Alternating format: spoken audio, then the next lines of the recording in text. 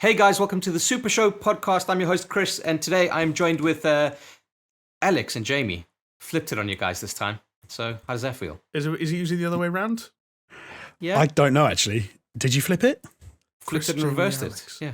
It's taking me back to ATG days now. Like, hi, welcome to All Time Gaming. I'm Chris. Yeah, I'm Jamie. I'm Alex. So Yeah. No, it's more like I'm Jamie. that's not what you guys Jamie. make me sound like a fucking dog whenever you do my voice. I'm a human being. That's why you hate but dogs hold so on. much. If we were dogs, you'd be a bulldog for sure. That's British bulldog. fine. It doesn't mean I sound like one. If I did my impressions of you two, you would not be best pleased. I'm not going to do it. I'm too polite. And it's the first 1 minute of a podcast. It could be someone's first podcast. What do I know? I don't want them to think that you're dogs. Okay, well, if it is someone's first podcast, how would you welcome them, Jamie? I'd say, welcome to Dick City, population us. Wow. Does that mean that we're dicking each other? That's weird, dude. No. We No, are that's- the dicks. We don't do the dick. Well, we can No, do the you dicking, I should suppose. say welcome to Dick City, population you. Like, you know the Pokemon Doug Trio, where it's like Yes. three. Yes. It's like that, but they're all Dick dicks, Trio. and they're all us. We got like three dicks with our faces on them. So coming we are out of the ground. Super Show Dick Trio. Okay, well, the fastest way for us to get demonetized on YouTube, because we are a podcast that is on YouTube, we're also on podcasting platforms of your choice. For now, who knows when they kick us off? So Spotify, iTunes, Google Podcasts, Deezer, fucking iHeart, I don't know. And just search for it. But otherwise, just go to Spotify, iTunes. What are you doing with your life? But also, needs to be said that we are on internet radio. We are rolling with the times, my boys, because we are on paisleyradio.com, and you can catch us there Thursdays at 10 p.m. and listen to our dulcet tones. Aren't you lucky? That's like a weirdly full circle because you imagine that podcasts replaced radio and now internet radio is replacing the podcasts. So there you go. Yeah. I'm just waiting. The next step is going to be Morse code and Telegram. We're going all the way back. So we'll figure it out. But yeah, big shout out to Paisley Radio. Thank you for kind of hosting our show, and please don't kick us off just because we talk about dicks in the first minute of each and every single fucking podcast. Well, fellas, as of last week, we decided to kind of change things up a bit and start with the story and then get into the housekeeping. And you know what? We're fucking keeping that train going because, can you believe it? The day has come. Mass Effect Legendary Edition has finally been announced after almost like a gajillion fucking leaks and rumors and speculation. It's finally fucking here. What'd you guys feel of that? I mean, because I think that's actually the most direct answer to your question when you said, "Can you believe it?" The answer is yes. I can believe it because this is a game or a collection of games that we knew about in some way, shape, or form for God knows how long now. But hey, we can at least take some satisfaction from the fact that it's real, right? Like, yeah, that's it's a here minor and you're victory. happy. It's almost like EA's worst kept secret, but hey, Exactly. it's cool. So it finally exists, and I know both of you are. Well, I'm not going to say both of you because Jonesy's got a patchy history with Mass Effect, if ever there was one. But Jamie, you are a big fan of Mass Effect. I mean, yeah. I think the difference was between perhaps myself and Jonesy is where Jonesy, weirdly enough, came to it around Mass Effect 3 and then went backwards in reverse chronological order. Only to 2. Didn't even bother with 1. Well, like, he went backwards to 2, but then not to 1, but then, yeah. I don't know what Jonesy thinks the storyline of Commander Shepard is, but it's very strange and fractured by this point. I think Jonesy often gets Mass Effect and Memento confused because he experienced them both in similar ways. Yeah, Jonesy just talk pointing about to your his own chest and the experiences. tattoos. I'm talking about my experiences with Mass Effect. Yeah, you see what's happened there. Hold on, you see what's happened there is Jonesy's just looked at the tattoo on it, that he's had a new fresh tattoo on his hand, saying, "Don't believe Jamie's lies." Bit of a reference there for you. Just here off screen, you can't see I've got Polaroids all down here of your pictures on. Yeah. Wow. He's shaking the Polaroid. Remember to fuck Rex. Mass Effect for me was like, I think the first one came out, what was it, 07 or something like that? So Mass Effect was weirdly enough, not to make you two feel as old as you actually are, because you are quite old. Just saying. Wow, why don't you go fuck yourself? But yeah, okay. Mass Effect was like, the Mass Effect games came out for me between the ages of something like 14 to 19. Like, these were like prime time teenage year RPGs for me. And of course, they just so happen to be a handful of, or maybe 3 of, depending on your perspective, the best sci-fi stories told in video game forms. Certainly ones with that very classic, that trademark BioWare spin of, dialogue choices and, carving your own path through that universe and the characters you pick up and fuck or kill or leave to die along the way. And marry. Well, can you marry them? I don't think Commander Shepard ever officially gets married. Nah, he's like James Bond. Yeah, he's if not. If he does, they'll just die. Yeah, he's not a ball and chain kind of dude. So No. Okay. Yeah. Here's a bit of trivia for you fellas. The only Mass Effect game I've ever played is Andromeda. Oh wow! God. And you spent most of a video we made of Andromeda back in the day hating it. I just remember you sat there being like, "What the fuck are we doing with our spare time?" It was literally the most horrible thing. And then I had to edit those fucking Let's Plays as well. It was ridiculous. It wasn't that bad. It was horrible. It was so bad. But I will say this: running a gaming channel on as ATG, we did loads of lists that included Mass Effect and all the various little facets and trivia and this, that, the other. And it seems like a fucking cool trilogy. Am I going to pick this up? I just don't think I have the time. I wish I did have the time, and then I'd fucking be all over it. But there you go.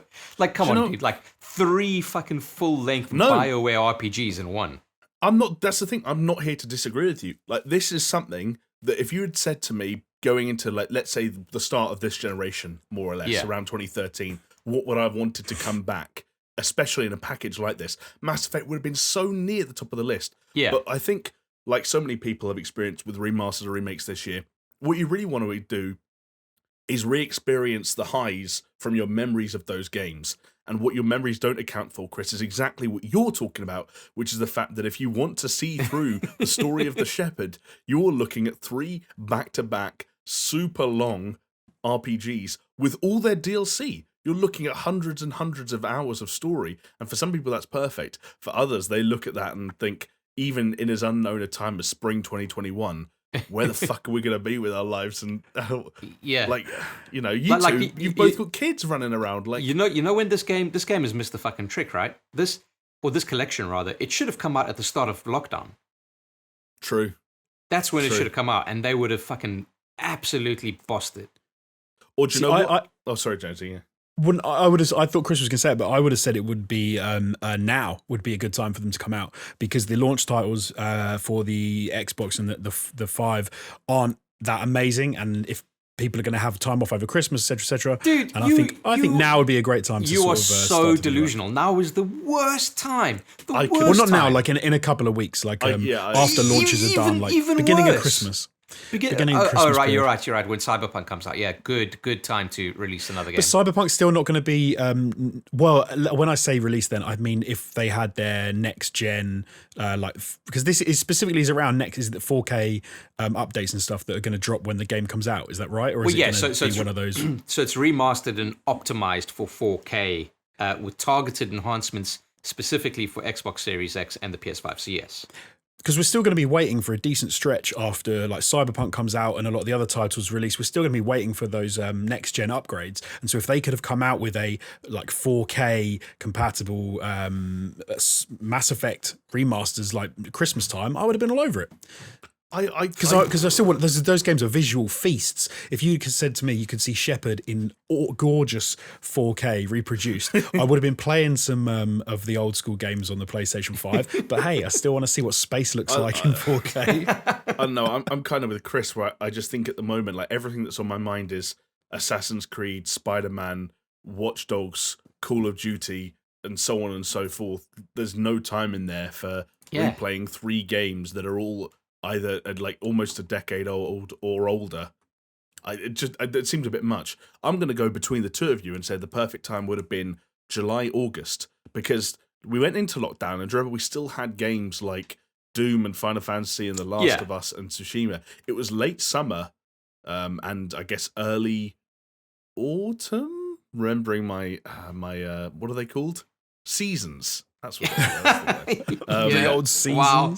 Those seasons. Yeah, schools really done a number on they come and go so fucking quickly. Why should I remember what they're called?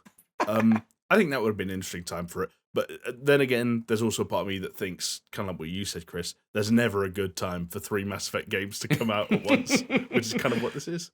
Okay, so here's something that I found really interesting, because part of the leaks and rumors that were coming out did not necessarily... Or let me put it this way. It's part of the leaks and rumors that kind of brought up the idea of this single package trilogy hasn't actually come to fruition. And I wonder if you guys are with me on this, okay? Because, yes, as Jonesy mentioned, it's coming out in spring 2021 for Xbox One, PS4, and PC, and forward compatibility Xbox Series X and PS5. Where's the Switch?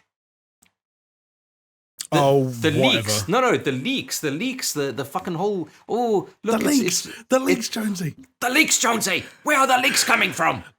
We talked about this before. The box art was like Switch and stuff. No. I hear you. But I think it's a bit of a travesty. Where is the fucking... I couldn't care less about it not coming to the Switch. I feel like travesty might be a strong word. I think these games would be cool on the Switch, but... What? No. What do you mean? Why not? Why not? Because these... So, okay, this touches on a slightly different point that I was going to make about this, so I'll tie the two together. Why I would argue that the fact these aren't remakes and are remasters, usually I say I get annoyed with that, because I think, like, why are you just remastering it? You should remake the game, because they are so good when you do a full remake, as with Mafia. Like, Mafia 1 was a remake, it was great. Mafia 2 wasn't a remake, it was a remaster. That's like me asking you, why do you run to the bus stop instead of running the London Marathon? They're completely different. Like, what do you mean? So this is what I'm saying. So when they did with the Mafia trilogy, they remade Mafia 1 and it was brilliant, right? Yeah, it looked great, it played great. Yeah. Mafia 2, they just remastered and it was pretty ropey. Yeah. If they'd have remade it, it would have been so much better. You're saying that so nonchalantly, like they're just like it's a binary choice. Like, why don't we remake this instead of remastering it? Yes. Like, let's come up with the tens of millions of dollars. I'd love to be in that meeting where they're like, should we remaster or remake Mafia 2? Hold on a second, let me flip this fucking coin. Chris, they just have 2 columns on a whiteboard and they just put a little tick and like, this is a remake. Of course they do. No, it's a wheel of fish. They spin the wheel of fish and the trout lands on the remaster. They could have just shaken that magical money tree and they could have remade Mafia 2. Yeah. But normally I would say always go for the remake. Oh, sorry, the remake. But when it comes to remasters, Mass Effect is perfect, because these sort of RPG space game it is all about the story, the visuals, the gameplay remake element of it is nowhere near as important to me. It's all about the visuals, and that I think you can do with remasters. You can do with retexturing. You can do with improving the character models. You don't need to remake that game. So you just see what I'm saying? Okay. It's different. But hold on, Jonesy. Bring it back around to the point of why it doesn't matter that it's not on the Switch. And now this is the reason it doesn't matter it's not on the Switch, is because I only care about seeing this game in gorgeous 4K, fully realised, and the Switch is 720p or whatever it is. It can't handle it. It's a game that you want to play for the visual feast, and I do not want to play it on some like fun little colour console that plays little dinky games for kids. Fun little colour console that plays dinky games for kids. Wow. Get out of your house, run into the road, and wait for a truck to run you over. That is the most ridiculous statement you've ever said. The Switch is brilliant. The Switch is a great console. I've had a lot of fun with it. It is not for the Mass Effect remastered trilogy. It is for dinky little games for kids. Wow. This is so funny, given one of the things I'm going to be talking about later on. I also just want to note how funny it is as well that Jonesy almost goes into PR mode sometimes, and for like the last half an hour hasn't been able to say the words 4K without also saying the words gorgeous. And it sounds like he's on stage at E3. Gorgeous. Yeah. You're going to be experiencing the full Mass Effect trilogy in gorgeous 4K. That's what they always do. High definition pixels. Like, it's not good enough to say the resolution. You have to give an adjective. In gorgeous 4K. You can replay the full trilogy in gorgeous 4K. Well, okay, but look, it's like when when they say when they come up with a new term in like they say 4K, they say HDR, and then you get all those beauty adverts that start to use the terminology even though it makes no sense. HD makeup and stuff. Yeah, like it'll be HDR brows soon. Get your HDR brows. HDR brows. Oh my god, yeah, 120 hertz fucking lip mascara or something. The highest refresh rate lashes on the market. Yeah. Anyway, as Jonesy did mention, there is a focus on visuals, namely resolution and frame rate, or gorgeous resolution and exceptional frame rate with overhauled textures, characters, shaders, effects, blah blah blah. But worth noting, fellas, that as we said, it's not a remake, but according to the PR, the actual PR spin, not the Alex Jones PR spin, it is a modernized experience. So here's a question I've got. Okay, let's say you're playing it on PS5 or Xbox Series X, where X did a bit of the Sean Connery. a bit of a tribute to good old Mr. Connery. I thought you'd been gold member. Ah. It's a Series X. You've thrown me now. No. Okay, so in Mass Effect, the whole fucking elevator scenes were because it was busy fucking loading shit, right? Now, you don't need to worry about that, but you're still going to have these fucking long-ass, boring conversations. Like, are they just going to leave those in there? Well, they have to. They right? have to, because that's fucking story and an exposition and fucking dog shit. It's legit fascinating. Like, don't get me wrong, if the end result ends up being that the elevator sequences are only as long as they need to be, then that's great. But like, I feel like there were elevator hidden loading screens in that game that served no exposition purposes or story purposes. They were just hidden loading screens. Yeah. So were those elevators that literally just the doors closed and then the doors open now? Like, they're gonna have to have some like, arbitrary amount of time that the elevator has to travel. even if you're in the exposition thing, right? Like it, because it's not really exposition, is it? It's more filler. It's like it's fluff. It's fluff. It's fluff. So what did you do last night? I had a Horlicks and then I fell asleep. Like no one's gonna care. So all that's gonna happen is people are gonna be mashing X or whatever, fucking just to get rid of that scene, and then it just instantaneously loads into the next thing. Like why bother? Actually, you're probably right. So you probably can. Yeah, maybe if you can skip it. Well, I wonder. Yeah. There'll be a setting where it's like skip elevators. Well, maybe.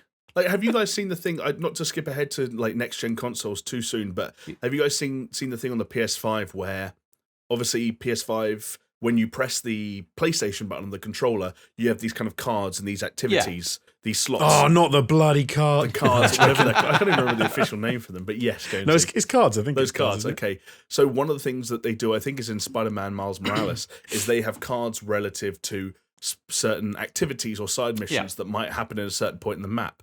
And if you press the button and go and scroll over to that card and hit X on that card, it will load back into the game and you'll have fast traveled and started that mission.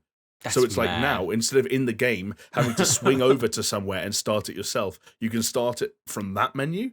So that you do get into this weird stuff of instantaneous loading, or damn near instantaneous loading, is becoming increasingly possible with these SSDs.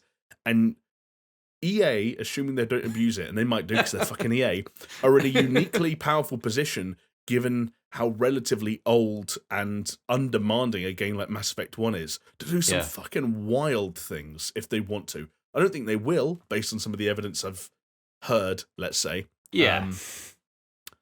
But still, there's interesting possibilities. It just kind of sucks that, as I kind of hinted at just then, a lot of what I've read behind the scenes, if you will, suggests that there's not that much going on with these remasters. Yeah, they're not breaking the mold in terms of remasters. It's not like exactly. This is not a to Jonesy brought up the Mafia stuff. For anyone that played them, this is what they did to Mafia 2, not what they did to Mafia. Like I do not expect anything other than visual and frame rate improvements and minor tweaks in other areas. You know what it is? It's Final Fantasy VII has a remaster with HD textures, and then they did a Final Fantasy VII remake. This is just the HD textures, or 4K textures, like that. And the frame rate is like the frame rate's the frame rate because it's obviously running on faster hardware, like whatever. But I know loads of people are super amped for this, and while I'm not going to pick it up myself, I am excited that people are excited. And not only that, fellas, because they did announce also the quote-unquote next chapter of the Mass Effect universe, and it's in the early stages of development. Some might say they're on the Earth stage of development. Oh, yeah. There you go. Yeah. There you go. Yeah. Are you going to explain that, or are you just... going to leave that hanging in the air like a stinky fart, but there you go. Fair enough. What they did... So are they gonna name it... So we had Andromeda last. Are they just going to pick the next galaxy, do you reckon? Yeah, like, what's it, like Ganymede or something? No, Ganymede's a moon, isn't it? I don't. No, that's the bad guy No, from it's the a Legend of star. Zelda. Chris, It's a come on. star, isn't Oh, it? Ganymede's a star. Yeah. They're Whatever. gonna. No, Ganymede is a moon. You're right. What is the? He's my favorite Smash Brothers character. Ganymede, yeah. Yeah. Love it when Link beats up Ganymede. But yeah, it's going to be Andromeda 2, right? It's got to be. Nah. Yeah, that game was such a great game, and it sold so well. People have been crying out. There's no fucking chance that this game, marketing, branding, whatever way, shape, or form, has anything to do with Andromeda. Like, this is all about re-establishing the words Mass Effect meaning what. And this is probably part of why they're doing this remaster as well, right? They need to claim back what the term Mass Effect means in the eyes of most gamers, especially anyone whose view was tainted by fucking Andromeda. Yeah, which I know not everyone hates, but yeah. Listen, there's a lot of Andromeda taint, and some people like taint. That's just This is true. This is true. Yeah, that's just how it Pink is. Shame. They did release sorry, Jonesy. They did release a lone image of some fucking spaceship on some fucking planet. Who gives a shit? It's just a fucking image. Doesn't matter. But point being, it's going to be a really long fucking way away. You say that, we had a whole section talking about the single image release for the Nathan Drake movie. Yeah, so and you know what? Some people care about one image. Should we have? No, probably not. No, but it was a slow week. I do have one question because I did not delve too deep into this kind of news, and maybe you guys can shine a light. Is this BioWare doing the next chapter of the? It must be, right? Surely. I have no idea. That seemed to be the implication. This came out of BioWare's blog, and I believe it was written by Casey Hudson. Casey Hudson has kind of been the de facto, godfather of the original Mass Effects, but then also worth remembering that he was the guy who I think he left for Andromeda, which kind of kept his reputation intact, but he was the guy that came back for Anthem. So everything pinches salt when it comes to BioWare nowadays. And hey, still waiting on that Anthem too. Oh, can you imagine the next chapter is like Mass Effect, Anthem. They just combine the two. No, but Anthem 2 that. is Mass Effect 4. They double down. Mass Effect Andromeda Anthem 2. There we go. Fucking nailed it. Or just Mass Anthem. Mass Anthem 2. Mass Anthem. Mass Anthem, yeah. So I don't. Do you know what's funny is I will get this because I really enjoyed what I played of 2 and 3, which wasn't very much of 3. It was a decent amount of 2. Yeah.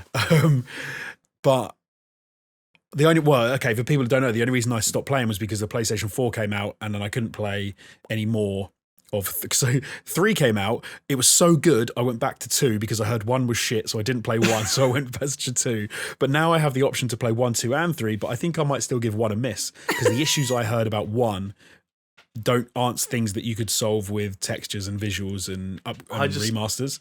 I don't know how you look at those characters, Shepard and all the rest of the crew, and say, I've missed an entire third of their journey. That blows my mind. It didn't. Do you know what? It wasn't that bad. And by the time I'd sunk a decent number of hours into 2, I'd got far enough and rebuilt it far enough in my mind that I knew what was going on. An hour not spent in the company of Garrus Vakarian is an hour not lived. Fair enough, mate. Fair enough. Jonesy, I've got a. But I'm keen for it. I think it'd be cool. I've got a recommendation for you. Just watch the fucking 55-hour Mass Effect movie on YouTube at 2 times speed. It'll only take me 25 hours. Hey, basically a day. It's an option, okay? I'm just laying it all out on the table it's for a solid you. Option. All right, guys. Well, before we head into the other bits of news, just want to mention that this whole podcast and us talking a lot of bullshit around Mass Effect and PlayStation, next gen, all of this, it's all made possible with a little bit of help from our friends, okay? Our patrons. That's right. We are funded by Patreon. So if you go to patreon.com/ I've done it again, // I do that sometimes, don't worry. Happens to the best of us. Yeah, it must be all this alcohol and drugs that I've been consuming, right, fellas? Haha. Big time. Big you time. know, Chris in lockdown, he can't keep himself away from stuff. Yeah, you know me. Ooh. Just cowpole. He just necks cowpole by the bottle. That shit's a godsend. I just need to sleep. Yeah. But yeah, patreon.com / SuperShow if you'd like to help us out, letting us do what we do best, which is talk about games very badly. So I'm glad you ended on that note. That's because we got, hey, it's in our tagline, right? Hot takes and trash opinions, and we're trying to live up to that name. So there you go. But on the Patreon, there's loads of different tiers that you can go check out. We've got a Discord, we've got a Minecraft server. I've even started a fucking Spotify playlist, boys. What do you think about that one? Tell the folks at home what it's called. They always turn into such trash so quickly. What was it? It was I've tried to steer clear. SuperShow Boner Jams 2077. Something like that, yeah. Yeah, it got off to a really solid start. I said it did. Actually, for the sake of clarification, Chris, you need to tell people what the mission statement was. Yeah, so the mission statement of this was like, give us your best cheesy music, the ones you bop along to, the ones you sing, the tunes, the melodies stuck in your head for fucking weeks on end. And I was like, okay, Discord, let's fucking go wild. Let's put this together. And yeah, as you said, it started off really fucking solid. I was really impressed with a lot of the inclusion, some kind of like left field choices, but totally fit the brief. But then it started going a little bit pear-shaped, didn't it? So I got to go back in and clear up some stuff. But hey, it's there, if you want to check it out. We've also got a whole bunch of like behind the scenes stuff. We've got another podcast that we have on our Patreon, which is called the Super Show After Dark, where we talk about pretty much anything except for gaming, with a lot of rude anecdotes, as it were, and a little bit of behind the scenes chit chat.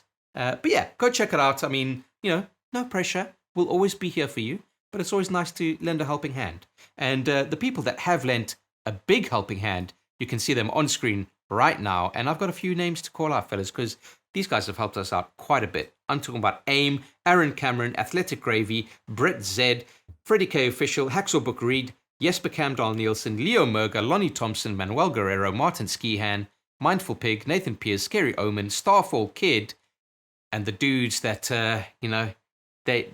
they are the giants on the shoulders that we stand on.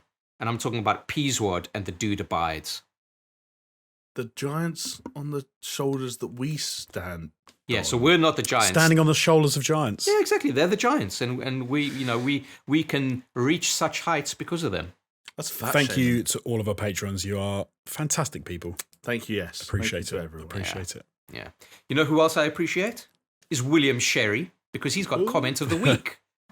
And he says, is it sad I know OnlyFans for the fact you reference it? Hold on, wait. I've read this wrong. Or the fact that we referenced it. Is it sad that I know OnlyFans, or is it sad that the fact that you reference it? Damn it, reading comments at the beginning of a video makes no damn sense. I guess because if you read the comments before a video, we usually have a code word for people at the end of the video, and they just start typing shit out, and it might get a bit confusing, but that's part of the game that we like to play. A little bit of a cat and mouse with our audience, A lot of people use the code word in the comment section of last week's thing as well, which I was surprised by, because I went back to look through the comments at some point and I was like, why is everyone talking about Sylvester Stallone like wanking? And it turns out that's just what we told them to talk about in a roundabout way. Yeah. Someone even came up with their own code word, which was Sphincter's List. So Sphincter's List. Sphincter's yeah, List. I mean, it's not a bad code word if that had come up. Did we talk about? Oh, did that come up last week? I think I mentioned it as a little bit of an aside, just a quip, as it were.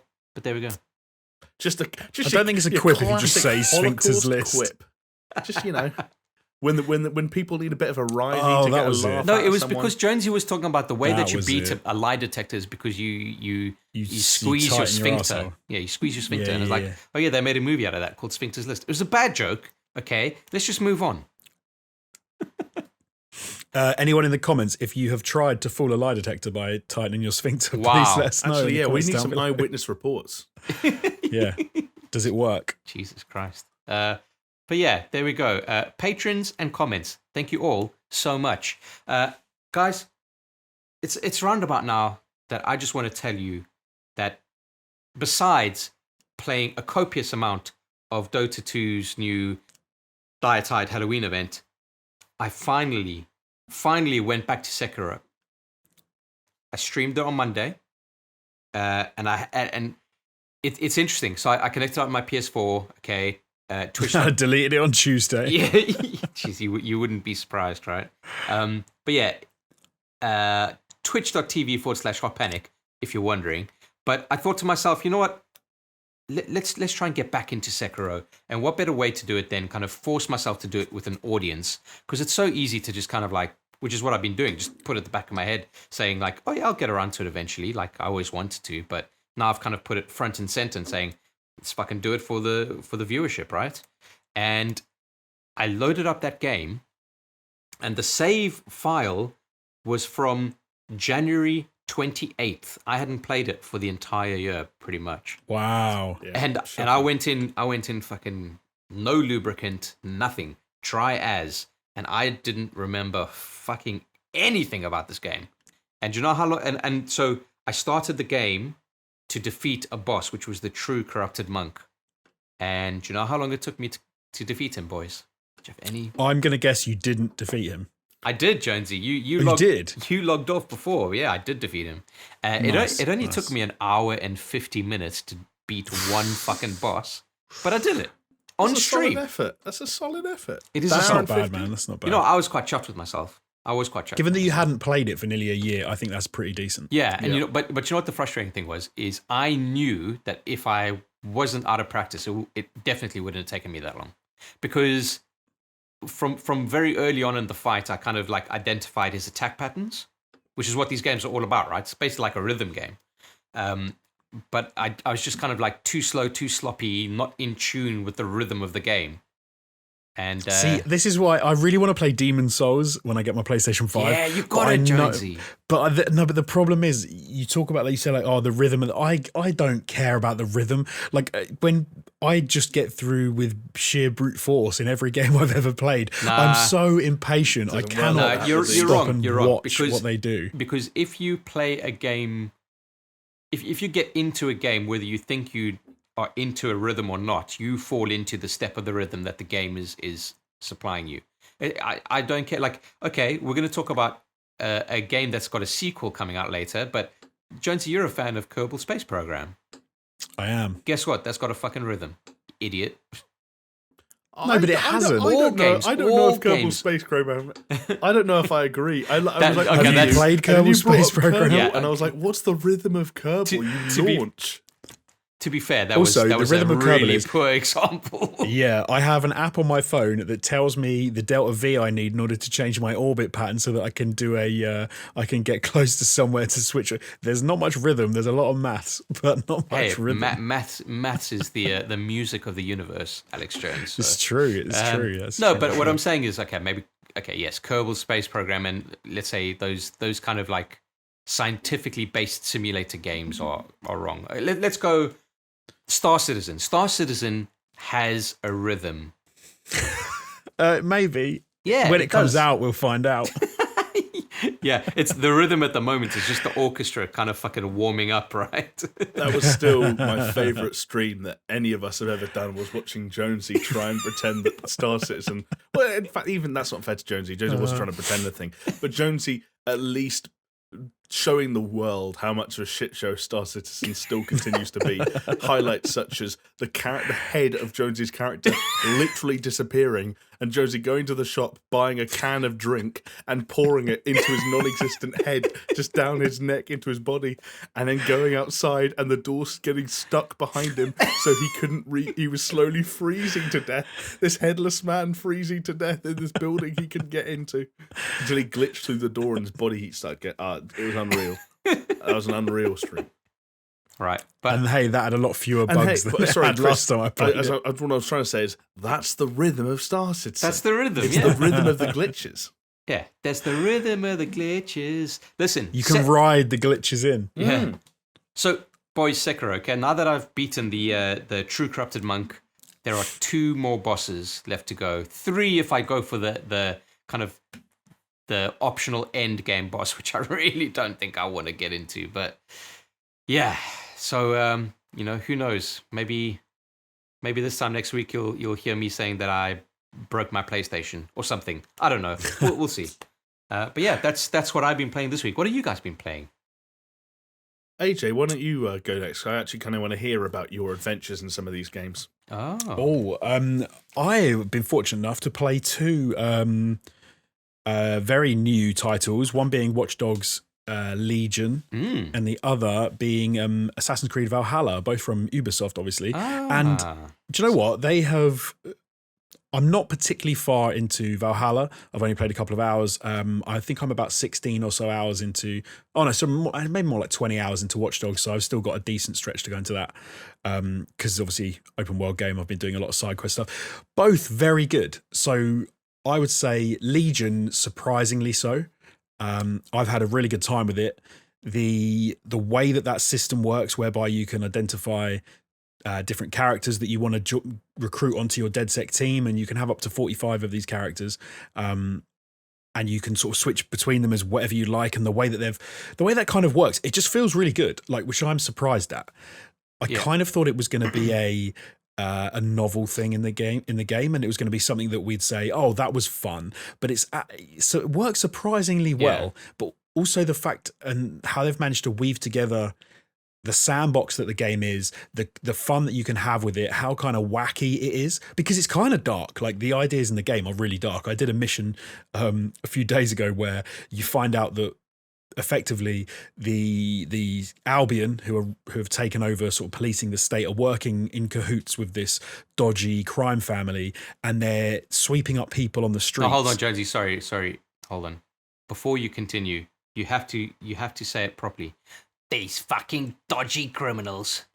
These fucking dodgy criminals. They're sweeping up people that are kind of like, they can either be or they're undesirables for whatever reason. You know, they'll say that they're foreigners, or that they haven't been paying their taxes, or those whatever. Those geezers, they must be having a laugh. These three have been running a gaming podcast, and they say the word dick too often. See, that one's African. You're laughing, but that's exactly what they do. They have those funny voices, those like, fucking hell, I can't believe you've done that, you knobhead. They have that, and then you have a mission where they're taking organs out of people to sell on the black market. Oh wow! And it's kind of this. They marry the sort of the humor and how dark the game is with this wackiness that actually works surprisingly well. And the hacking's great. Like, the hacking's wicked.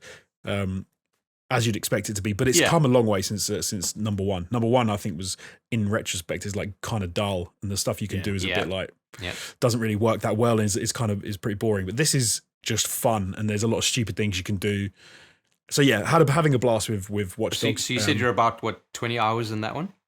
Yeah, I think I'm about 20 hours into it. But I've done a lot of side quests and stuff. And how long is it? Like 40 hours or something? It's a decent length of game. So I'm maybe halfway through if I'm lucky. So you've got 20 hours left to go, let's say. Okay, let's just call it 20 hours. And then how far are you in Assassin's Creed Valhalla? So I've barely scratched the surface. I'm like 2 hours in. I've 2 hours, okay. And so from all accounts, let's say I've heard that game is about 62 hours. It's like 60 hours long. So you're looking at game. 80 hours. And yet you also say that you're going to pick up the Mass Effect Trilogy. Yeah, it'd be a great time for them to come out. In spring. It would be amazing if they came out right now. What amazing timing that it would be amazing to come out now. By the way... I didn't say for me. This is specifically for me. I was saying for a release, they should just drop... By the way, also, Jonesy, how are you doing with Death Stranding? I have not touched that game probably in Jonesy, 6 months. Sorry, I know you're just talking about how you're really interested in the look of Demon's Souls, but you've pre-ordered Spider-Man Miles Morales, right? So that's going to be coming next week. Well. I believe you got Cyberpunk 2077 somewhere. Like that's coming out. Yeah. Wow. Yeah, it's a busy time for games. You're right. Basically, what this means is this is Alex Jones's last podcast with us here on the SuperShow. Yeah, before I just literally just sign off. Yeah, it's going to be like, Jonesy, are you ready for the podcast this week? And he was like, no. I'm in the hospital because I've fucking been sucked dry just trying to finish Valhalla. You know how Stanley Kubrick died making Eyes Wide Shut? That would be like Jonesy. Like the credits will roll on Valhalla. He has a heart attack This is what they've kind of done to us, is that they've suddenly just released so much stuff out there that it's pain. Like I thought that I wasn't going to get as many of these games to play, and the stars have aligned, and I've managed to play a whole load of them. Yeah. but they're also really good. So we'll talk briefly about Watch Dogs. I've only played a bit of Valhalla, but from what I've played so far, like it looks very, very good, as you would expect from an Assassin's Creed game. It's gorgeous.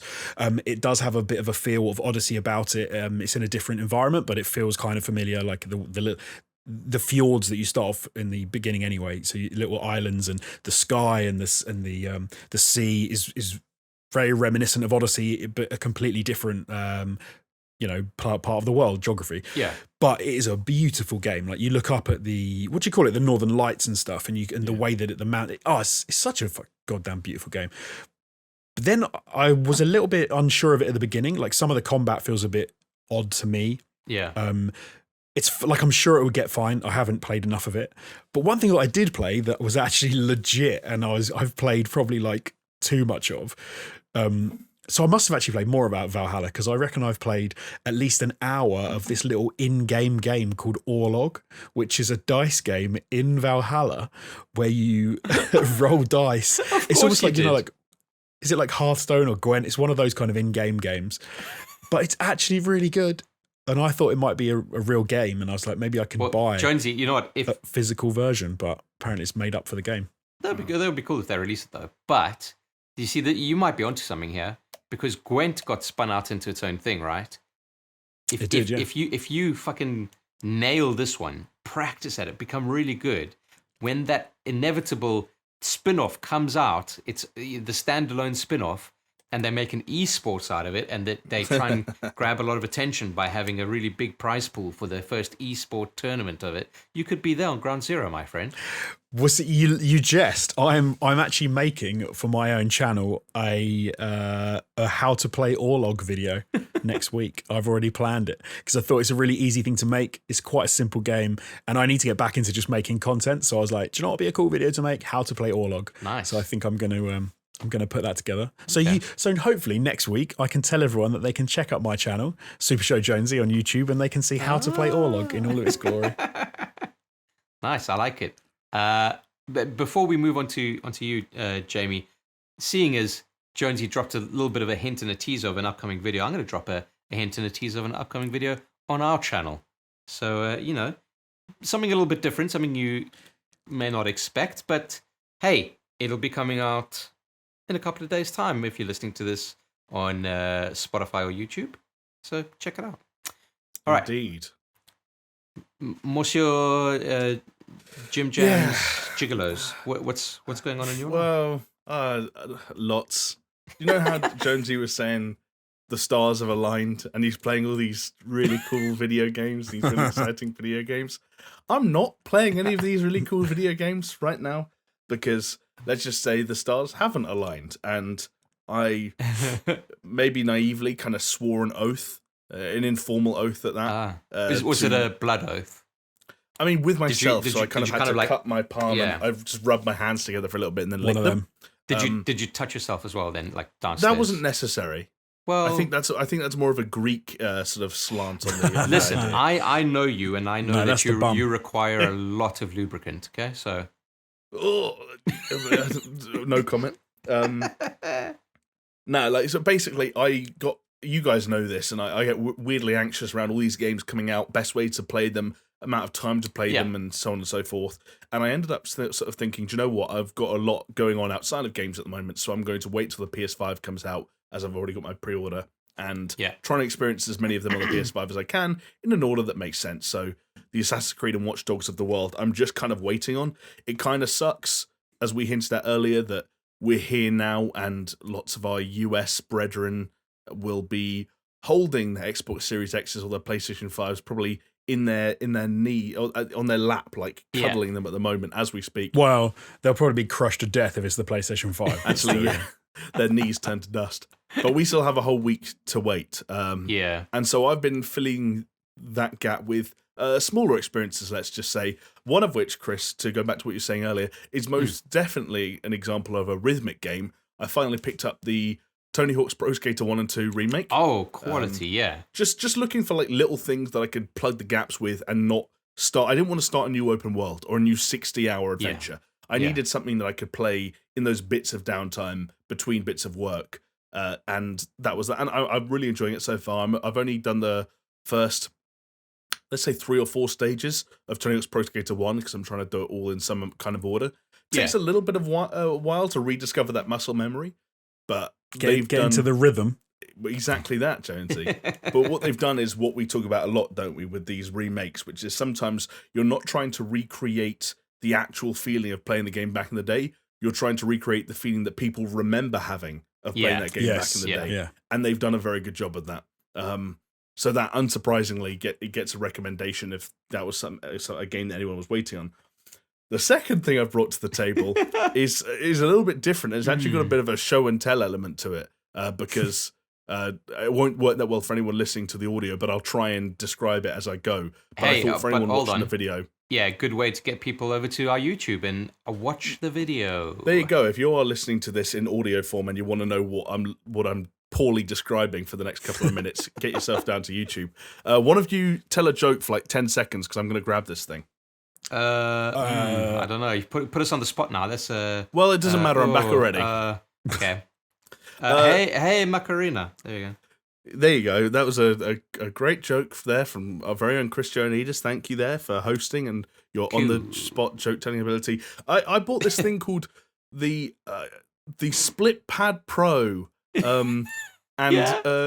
an accessory for what Jonesy described earlier as a dinky little console that plays kids' games. It is essentially replacement Joy-Cons for the Nintendo Switch that are the size of a full controller. Yes, dude. Now we're talking. So, like, okay. I and many other people with either big hands or fat hands have probably experienced this thing. There are 2 issues I always had with this, which is sort of the regular Joy-Con setup. One is obviously the buttons, the face buttons, the analog sticks, and so on and so forth are a little bit small. Yeah, and they're a bit cramped. Bit cramped, yeah, and it can be tough to go from one to the other. And the other problem that some people have had, and they're actually cheaper accessories than this that fix it specifically, but if you imagine like the back of a Switch, it's usually like completely flat.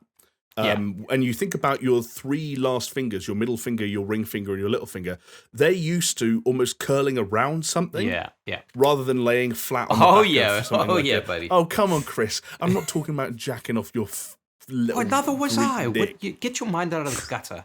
I'm sorry. It's out the gutter now. I'm talking about the Split Pad Pro now, I promise. Basically, this adds a little bit of extra volume to the grips, the handles of the a little bit of heft, of the Switch. Yeah, a little bit of girth. A little bit of heft. Chris, I'm going to say it again. Something for you to wrap your fingers around. I just saw this thing online and I thought, you know what? It wasn't too expensive and it looked like it might have solved some problems around the Switch and that I have with the Switch. It's looking good. Looks cool. How much was that? If you don't mind me asking. It was 40. It was 40. So that's not first party though. That's third party, right? So it's the company's called Hori, I think, HORA, and my understanding is officially licensed. The licensed third party, which means they're not Nintendo, but they are the company that are allowed to make for Nintendo. So the packaging, I won't bother going to get it, but the packaging is all like it looks like a Nintendo packaging. They use all the same shit. It's the build quality is not amazing. It's not like having an Xbox Elite controller wrapped around a Switch. But if anyone's ever had any strange feelings around face button placement, face button size, especially the triggers playing something like Super Mario 64 recently, I was like, do you know what? I kind of, as someone who plays always in handheld mode but always at home, I don't care that I lose a little bit of portability. So yeah, sure. Yeah, because the triggers on the Joy-Cons are absolutely atrocious. Okay, you can also see yourself. Don't show people this. That's what I see when we're recording. Which is actually so you can now play more accurately. You can play little dinky, colourful games. Yeah. So when the Mass Effect Trilogy doesn't release on the Switch, I'll have to find something else to play. I'll have to play dinky little Splatoon 2 with my hyper accurate, oversized. What are we getting shown here? Is that Chris? Your setup. That's my setup. There you go. The funny thing is, all of our setups aren't that different to what people see at home anyway. So it's like a weird peek behind the curtain that. Except in Chris's, I could see 3 tied up naked men in the background. So I don't know what that's about. I'm meant to talk about that. People will be able to read about that on Wikipedia in a few years' time. Wow. But what have you been playing on your Split Pad Pro? Nothing.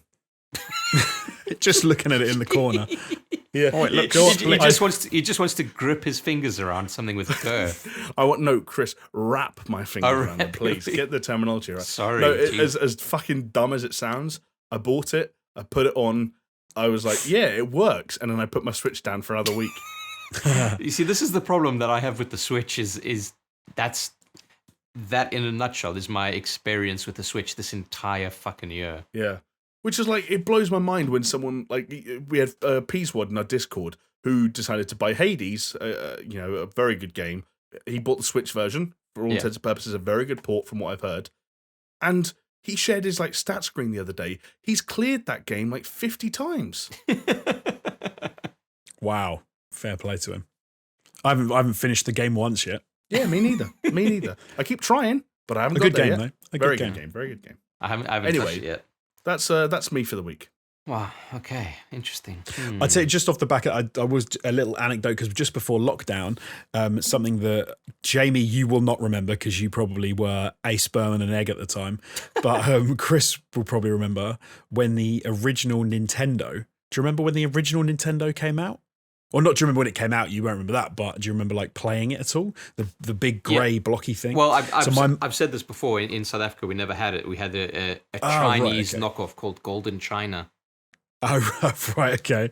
But so my mum found her original Nintendo Game Boy just before lockdown, and she had the magnifying screen as well. Yeah, like she had that I had with the one light of those. in it. I had one of those. And the light, we put battery in it, and the light still worked. And it was she has Tetris on it, and it was incredible. So I sat there and tried to play it, and it's horrible. And the screen is it's like this big, like as a square. And trying to play it, I was just like, this is insane. I don't remember it being this bad. There's a Game Boy in the Nintendo store in New York that was blown up in the first Iraq War. So what was it, Desert Storm? And it still works, but it's like all melted. So they have it in this like display case with like a constant charge, so it'll never run out of batteries. And yeah, it's functioning. Those things were built to last, dude. They were like Nokias of the day, like the fucking 30, they just keep going. 3310s and shit.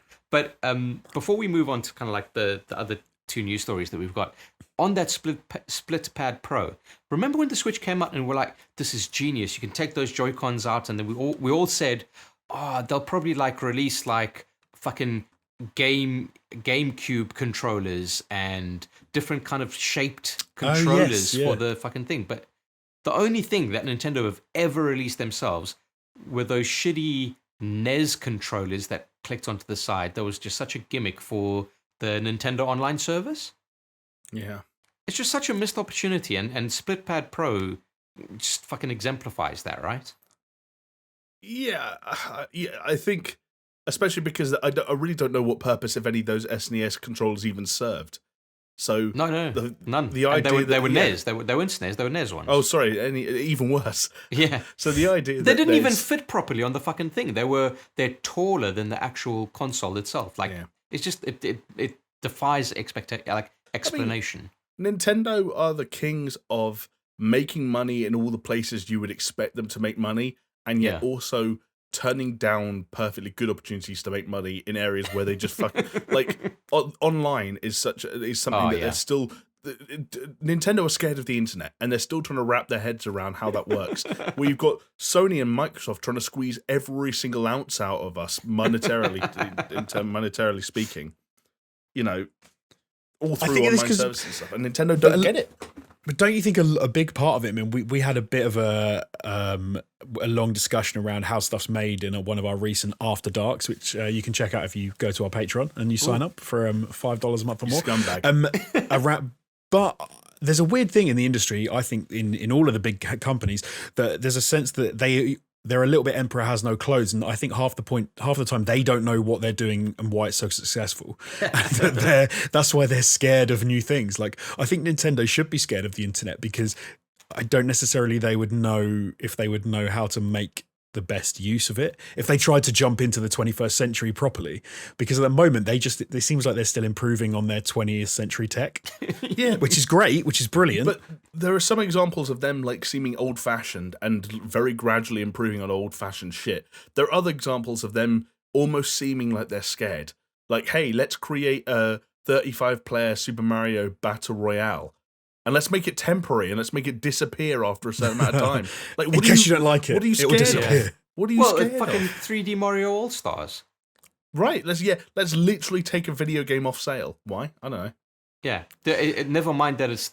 I think some report I read, don't know how accurate it was, but saying like it's the most successful Mario launch, like in history, Really? basically. Wow. Maybe, Yeah, like, maybe. The Switch is an overwhelmingly popular console at the moment, and a lot of people are looking for software. We all are. yeah.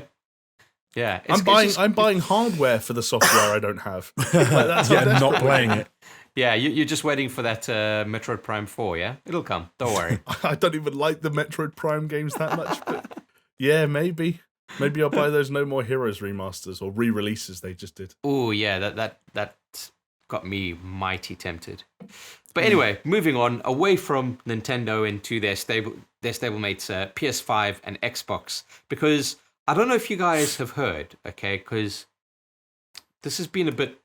They're not stable mates. Sorry, are we just going to ignore that? Wow. They're not stable Okay. mates. The stable for Microsoft and Sony is a fully 4K realized, lovely, high definition stable sitting over there. A gorgeous 4K stable sitting over there. And the Nintendo stable is an adorably cute little blocky plastic stable for a toy horse, No, wait, which has so got what its you- own little area So what you're saying outside and is- over to one What over you're in saying one corner. is, like, PS5 is like an Arabian, Xbox Series X is like a fucking, what are they called, Palominos, and Nintendo is a Shetland pony.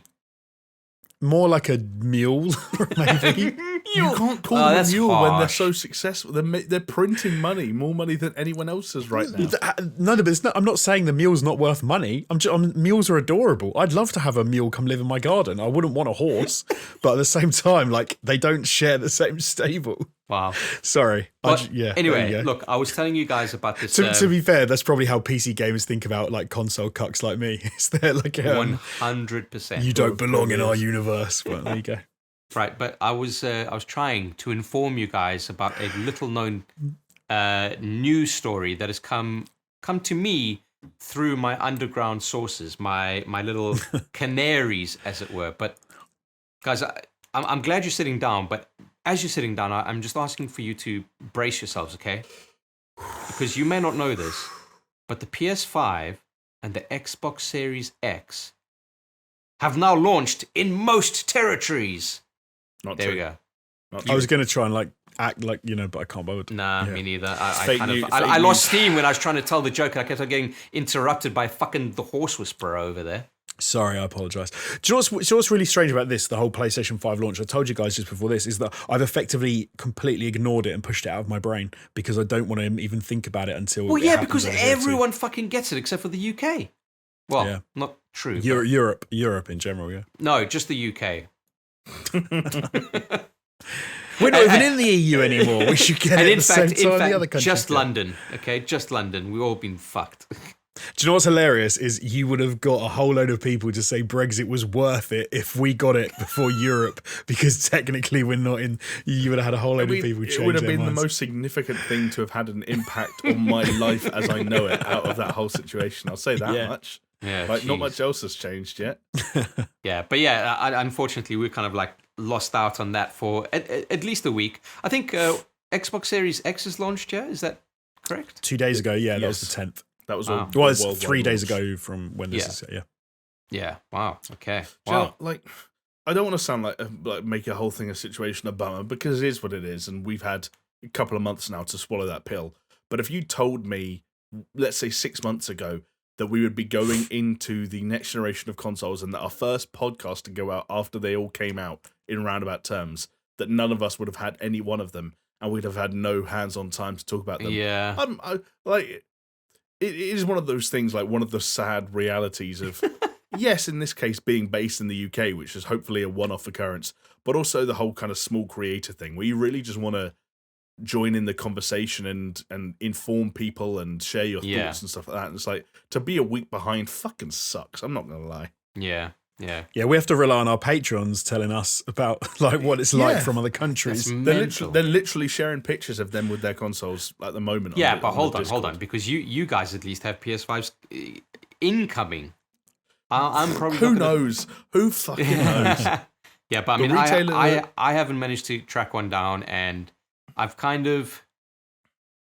I've kind of made the decision that I'm not going to get it this year, which kind of puts me in the very awkward position of when it comes time next week to talk about it, I'm going to have nothing to say. You know, That's where you get to be the host. You just ask the questions. I don't want to host all the time, you maggot. And then start spending money on video games that aren't Sekiro and Dota. Yeah, tell me about it. Yeah. But hopefully, at least next week we will have. Jamie and I would have had some hands-on time, and we would have been able to hopefully, I guess, stream something as well, so Chris can have a look at some stuff as we do it. Speak for yourself. You can vicariously, you can play. You can say, click on that, do that as though you were sitting next to us. You know what I'm going to do? I'm going to fucking mute the SuperShow WhatsApp group that we've got. I'll mute the old ATG group that we've got. I don't want to hear anything coming from your guys' mouths about the fucking PS5 and how it's so fucking cool. Wow. Don't want to know about it. All right. Okay, we'll keep our lips sealed.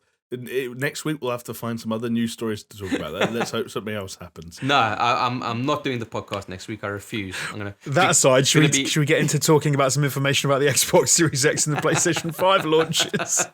Why did they come out this week or something? Yeah, they did. Oh, Yeah. weird. Yeah. Yeah. Okay. Well, anyway, there's been a huge influx of obviously reviews for both platforms, the games, technical elements, load times, backwards compatibility, fucking errors, false, fake news, fucking memes, all of this shit, and it's been a little bit of a roller coaster because as much as Jonesy, you said you've kind of been trying to avoid it, I have not, and my Twitter timeline is filled with fucking all of this stuff, and it just breaks my heart because I just don't have it. Don't be too sad, Chris. Yeah, it's all right. But yeah, launch games are mostly reviewing really well. Some people are saying the best. Both of them. Both of them. Wow, shots fired. Wow.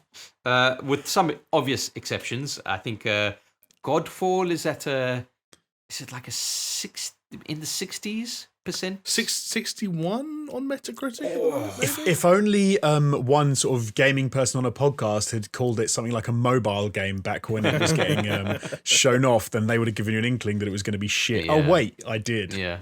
You know what? Godfall smacks of Ridge Racer.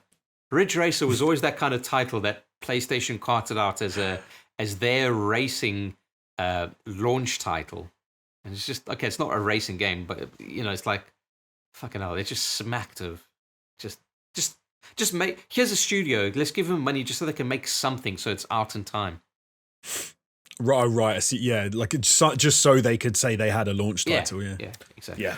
I think Sony have done they had a really good idea, which was to get Miles Morales out there for launch day. And I mean, let's be serious. Most people have been talking about that. It's something you can get your teeth into. Not only is it a good idea because it's not just showing off the graphical facets of the PlayStation 5, it's also something that everyone was also obsessed with Marvel Spider-Man, and you've given them a massive taste again of that in this new gen, and it was such a good idea. And Demon Souls seems to be absolutely bossing it, and I'm very jealous. I'd like to get my hands on that. I can't believe I want to play that. Like, I must hate myself. Like, I know.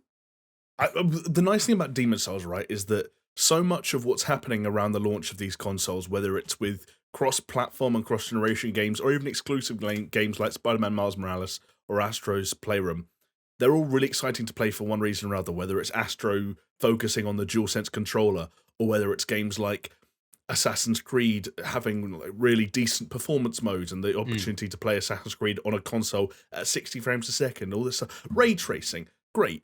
What I really like about Demon Souls, and it's not enough probably to get me to play it, but it's the fact that I like looking at that game and going, holy shit, this looks so fucking good. Yeah. And the weird thing is, it doesn't have ray tracing. It's not a game that has all the bells and whistles. And on top of that, it is a remake that actually uses, some elements of the original code of a game that's getting old now. The AI of all of the enemies and bosses, it's untouched.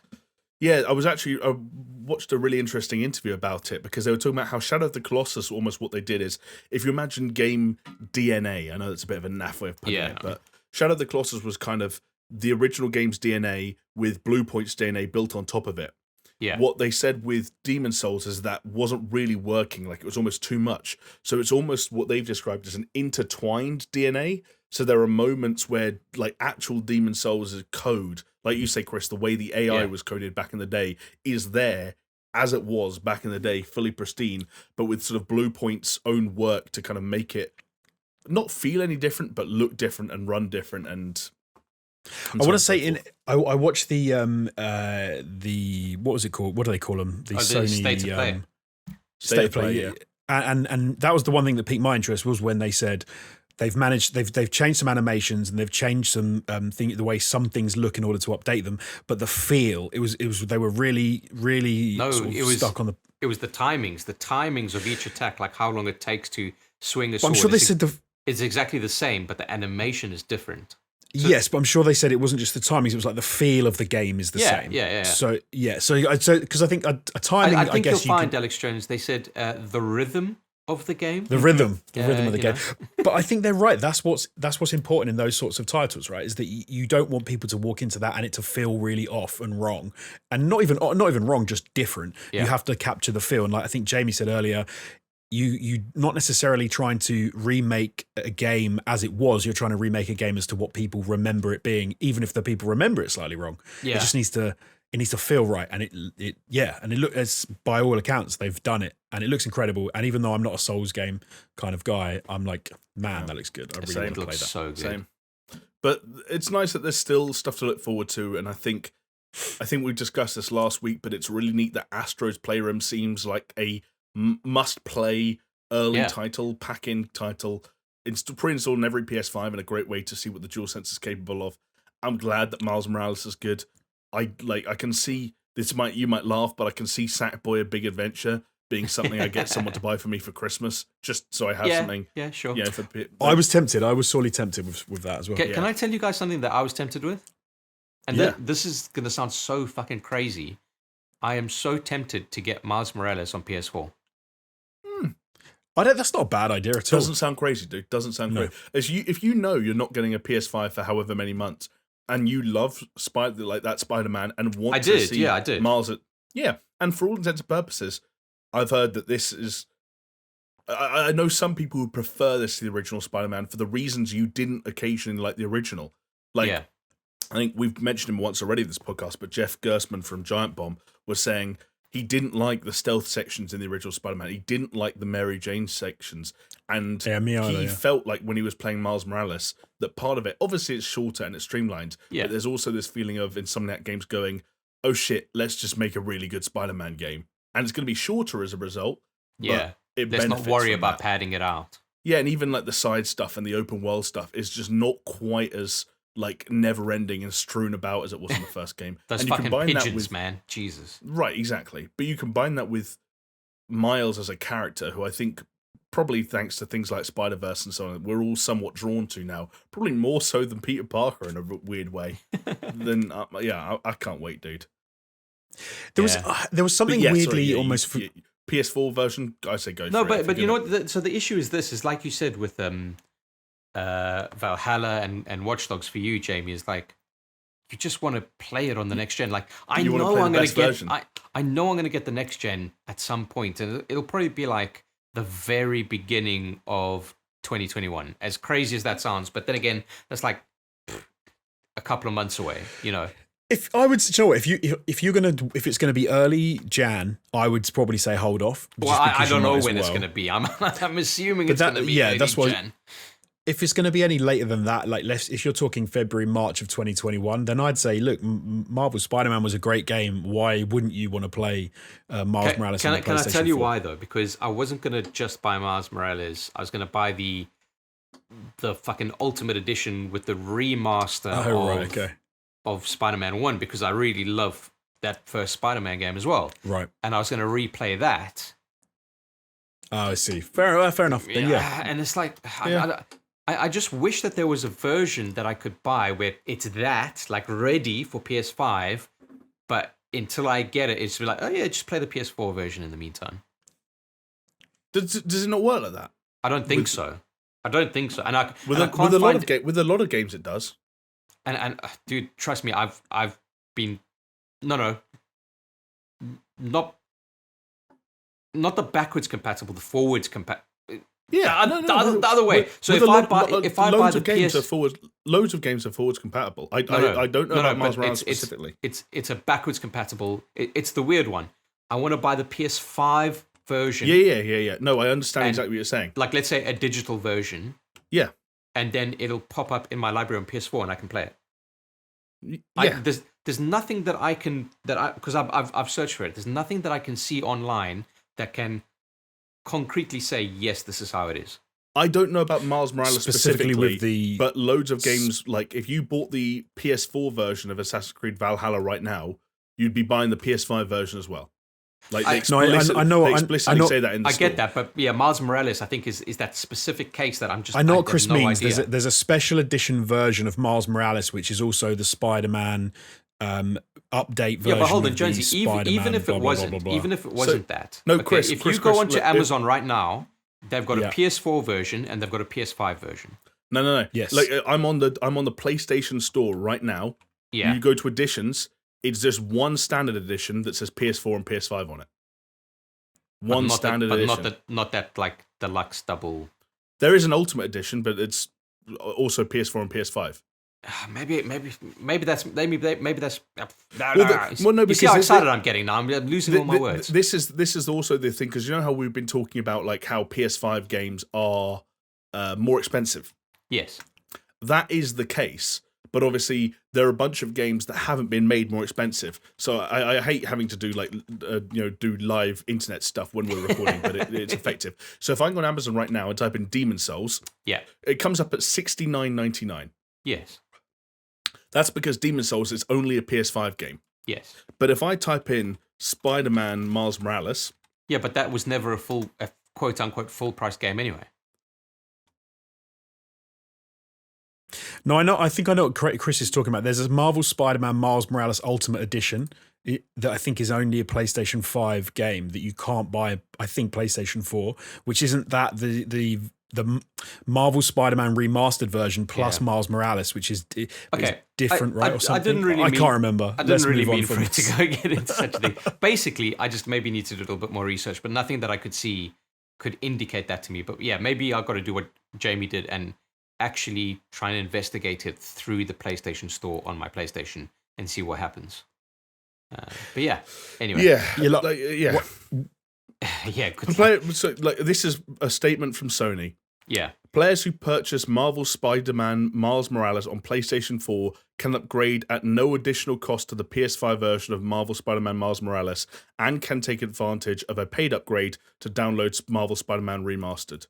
Well, maybe I just do that then. Oh, so the Ultimate Edition includes that already, but that's only on the PlayStation 5. So that's the one that Chris was talking about. But if there's a route, then that's the route that I would have to do it then. The easiest way to do it is to buy the digital versions. Like if anyone goes on the PlayStation Store right now and looks up like Assassin's Creed Valhalla, there's a thing that just says like the PlayStation 4 version of Assassin's Creed Valhalla has a thing that says includes PlayStation 5 version. Yeah. And one nice thing about these consoles being out is we actually know how that works. I was reading some tweets yesterday. Someone who installed No Man's Sky, which of course there's a PS5 version of it. Apparently the way that stuff works is it's actually not a patch, which is the way it was sometimes described. What happens is essentially Sony or the PlayStation acknowledges that you own that game and the PlayStation 5 version of it becomes free in the store.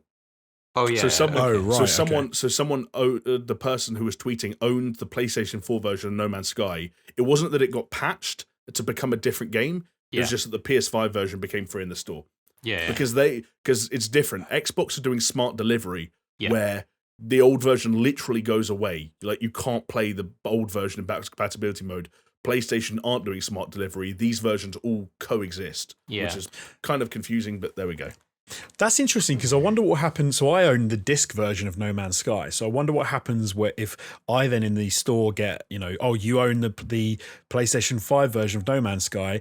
If I then sold my disc copy to somebody else, does it then say you need to put your disc in order to download the PlayStation? I think you would need the PS4. Play. I think you'd need the PS4 disc to verify that you own the PS5 version every time I play it when you launch it. Yeah. Yeah, that I would think kind so. of make sense. Yeah. I think that's what you have to do. So you're just fitting the Do you know disc what, into, honestly, it kind of sucks, especially with Christmas and all that stuff. But I think the simplest route around all of this is to buy digital wherever and whenever you can. And I know that doesn't work for everyone. I know that like download caps and bandwidth, it's all a nightmare. But Yeah. like I don't know. Okay. Well, that's good. That's good, Messy. fellas. You've helped me out through a constipation in my life. So thank you. Also, although I will say on the exact same note, fuck Call of Duty because they are making their version with both £10 more expensive.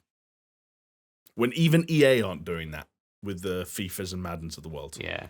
Well, Activision. I think, we're just scratching the surface of some bullshittery with pricing. I mean, you look at NBA fucking 2K, and that was one of the first games that was like, oh no, this is a $70 game, right?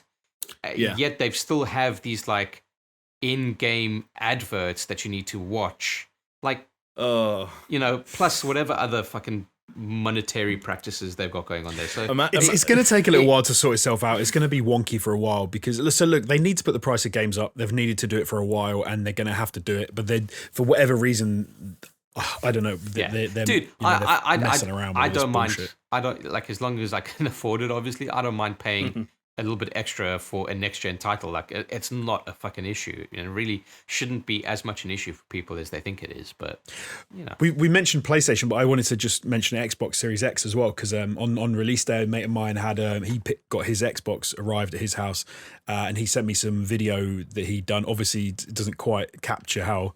Actually, no, I probably would. I mean, I've got a decent iPhone, so is he. So he showed me video of NBA 2K21 that he was playing, and it looked incredible. Like, he paused it and he was flying around, like I guess it's photo mode, where you can move all around the court and see the lighting effects and everything in that game, like staggering. It almost looks like you're flying around a real game of basketball. Like, it genuinely looks incredible. Yeah. Well, I'm glad you brought up the Xbox Series X, Jonesy, because some fake news has been spreading. Do you see those videos and tweets on social media of people's Xboxes seemingly like blowing up in a cloud of smoke? And what has it turned out to be? People have been vaping inside of, like, into their fucking Xboxes, and the powerful fans that it's got, to dissipate all that heat, just fucking thrusts those fumes up into the air.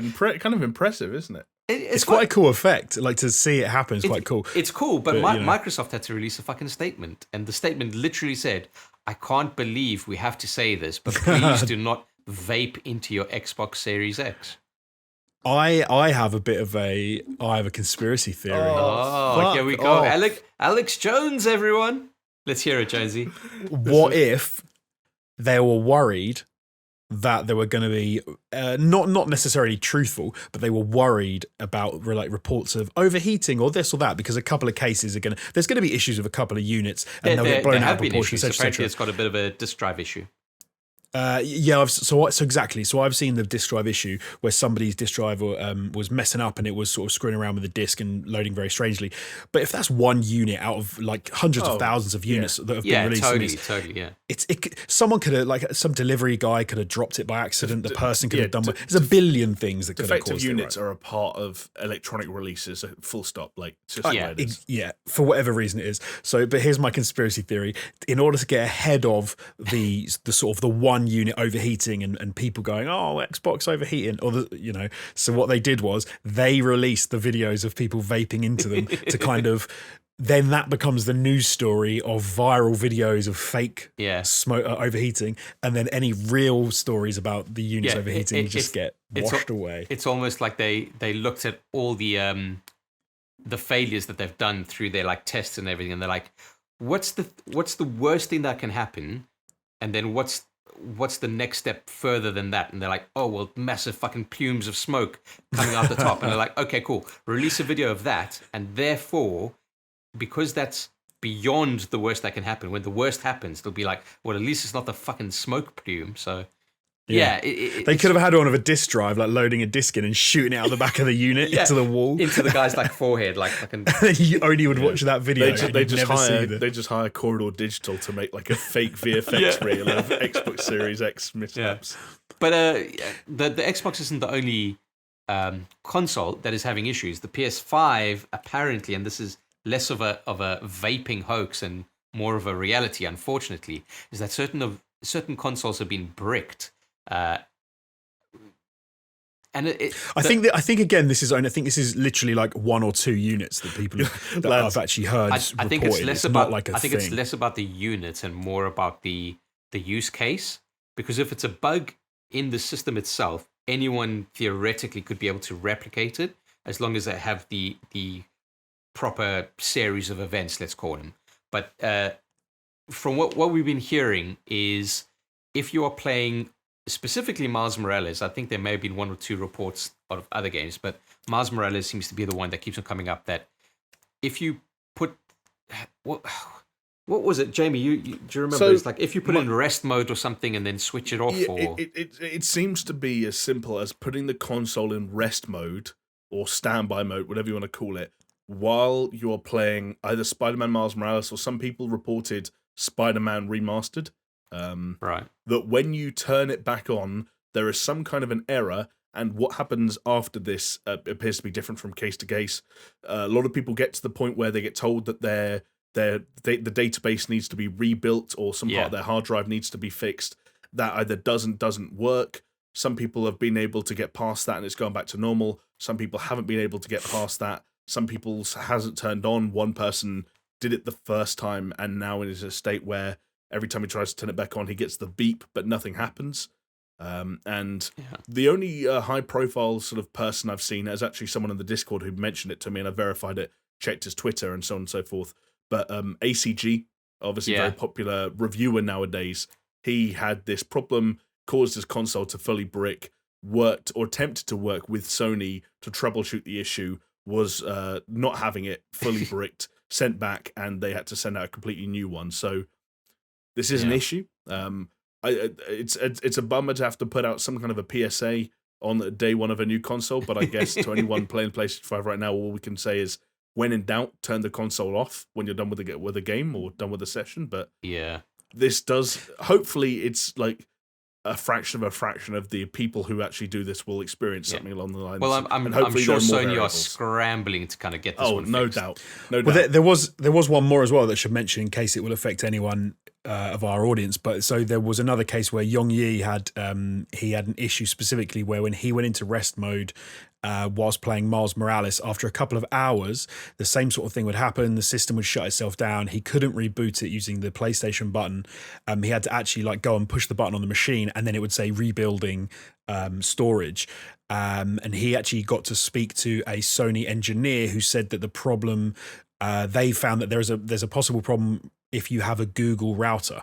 So I suppose what Jamie said there is good advice, especially if you've apparently at the moment, if you've got a Google router for definite, don't put your PlayStation to rest mode. If you're going to leave it for hours, switch it off, and then just until they can sort of get a handle on it at least. Yeah. Which sucks. I mean, that's the last thing you want, is to get a brand new, after a couple of days of having a brand new console, is it to be messing up. But I've had this issue, not obviously like this, but I've had this issue with my PlayStation 4 Pro, I think, as well, where you'd put it into rest mode and it would effectively shut itself down. And then when you reboot, it would say you didn't switch it off properly. And I was like, I didn't switch it off. It was in rest mode.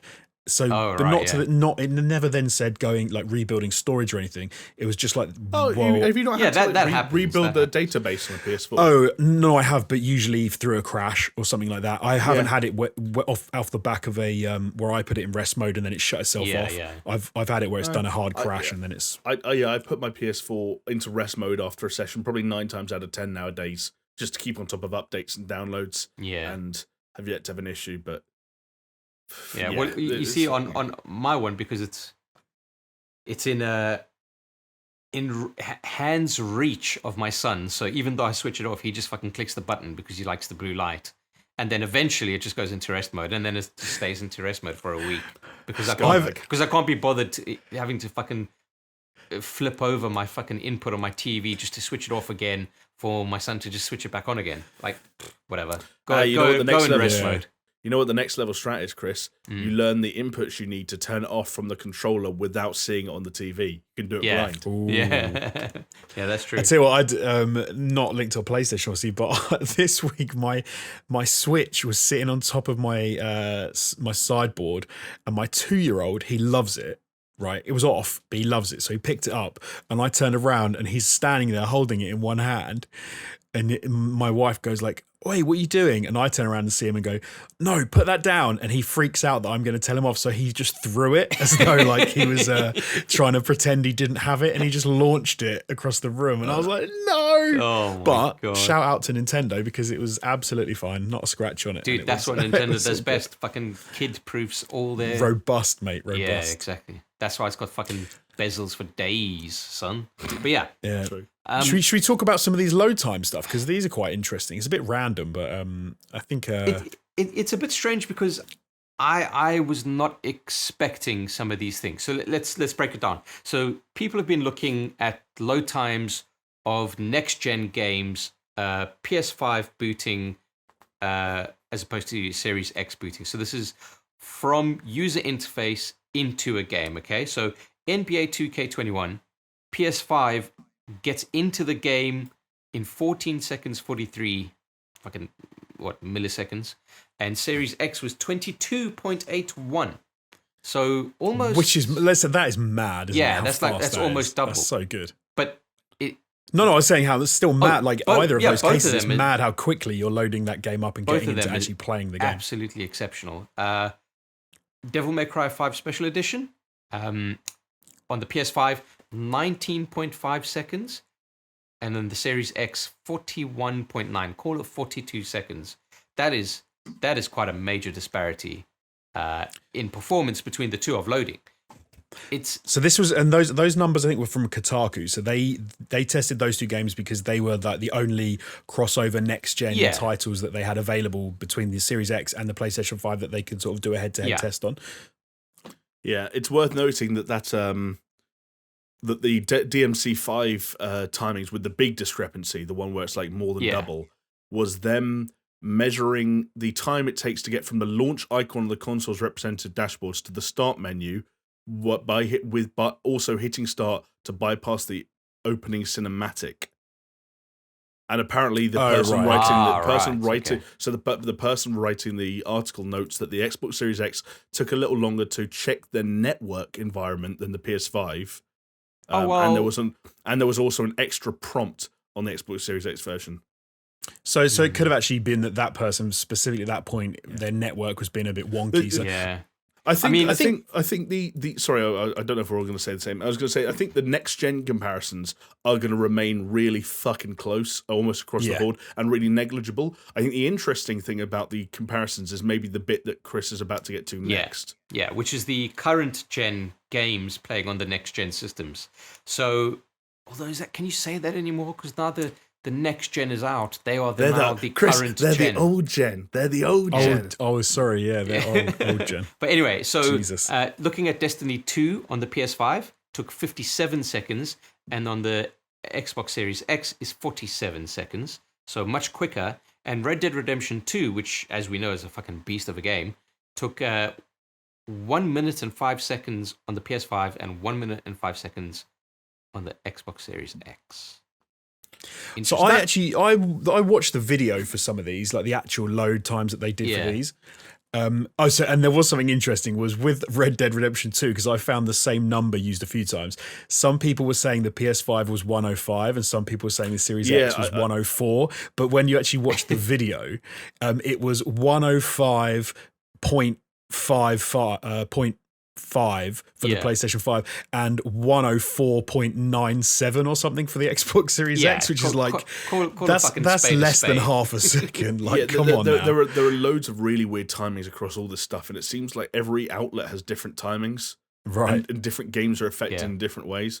Like one that I don't think we included there. We just included Destiny and Red Dead Redemption 2. I want to say, Jonesy, those timings come from GameSpot. Maybe it was from GameSpot, and then was quoted by a couple of different places as well. So one that we didn't include from GameSpot, Monster Hunter World, Xbox Series X 35 seconds, PS5 51 seconds. Yeah. So that's like almost that's a big difference. like 35 to 50. Like that's so there's a lot of really strange stuff going. Yeah. Also, that's the longest one I've heard of. I think but that one's Yeah. a big difference. Also, I'd imagine that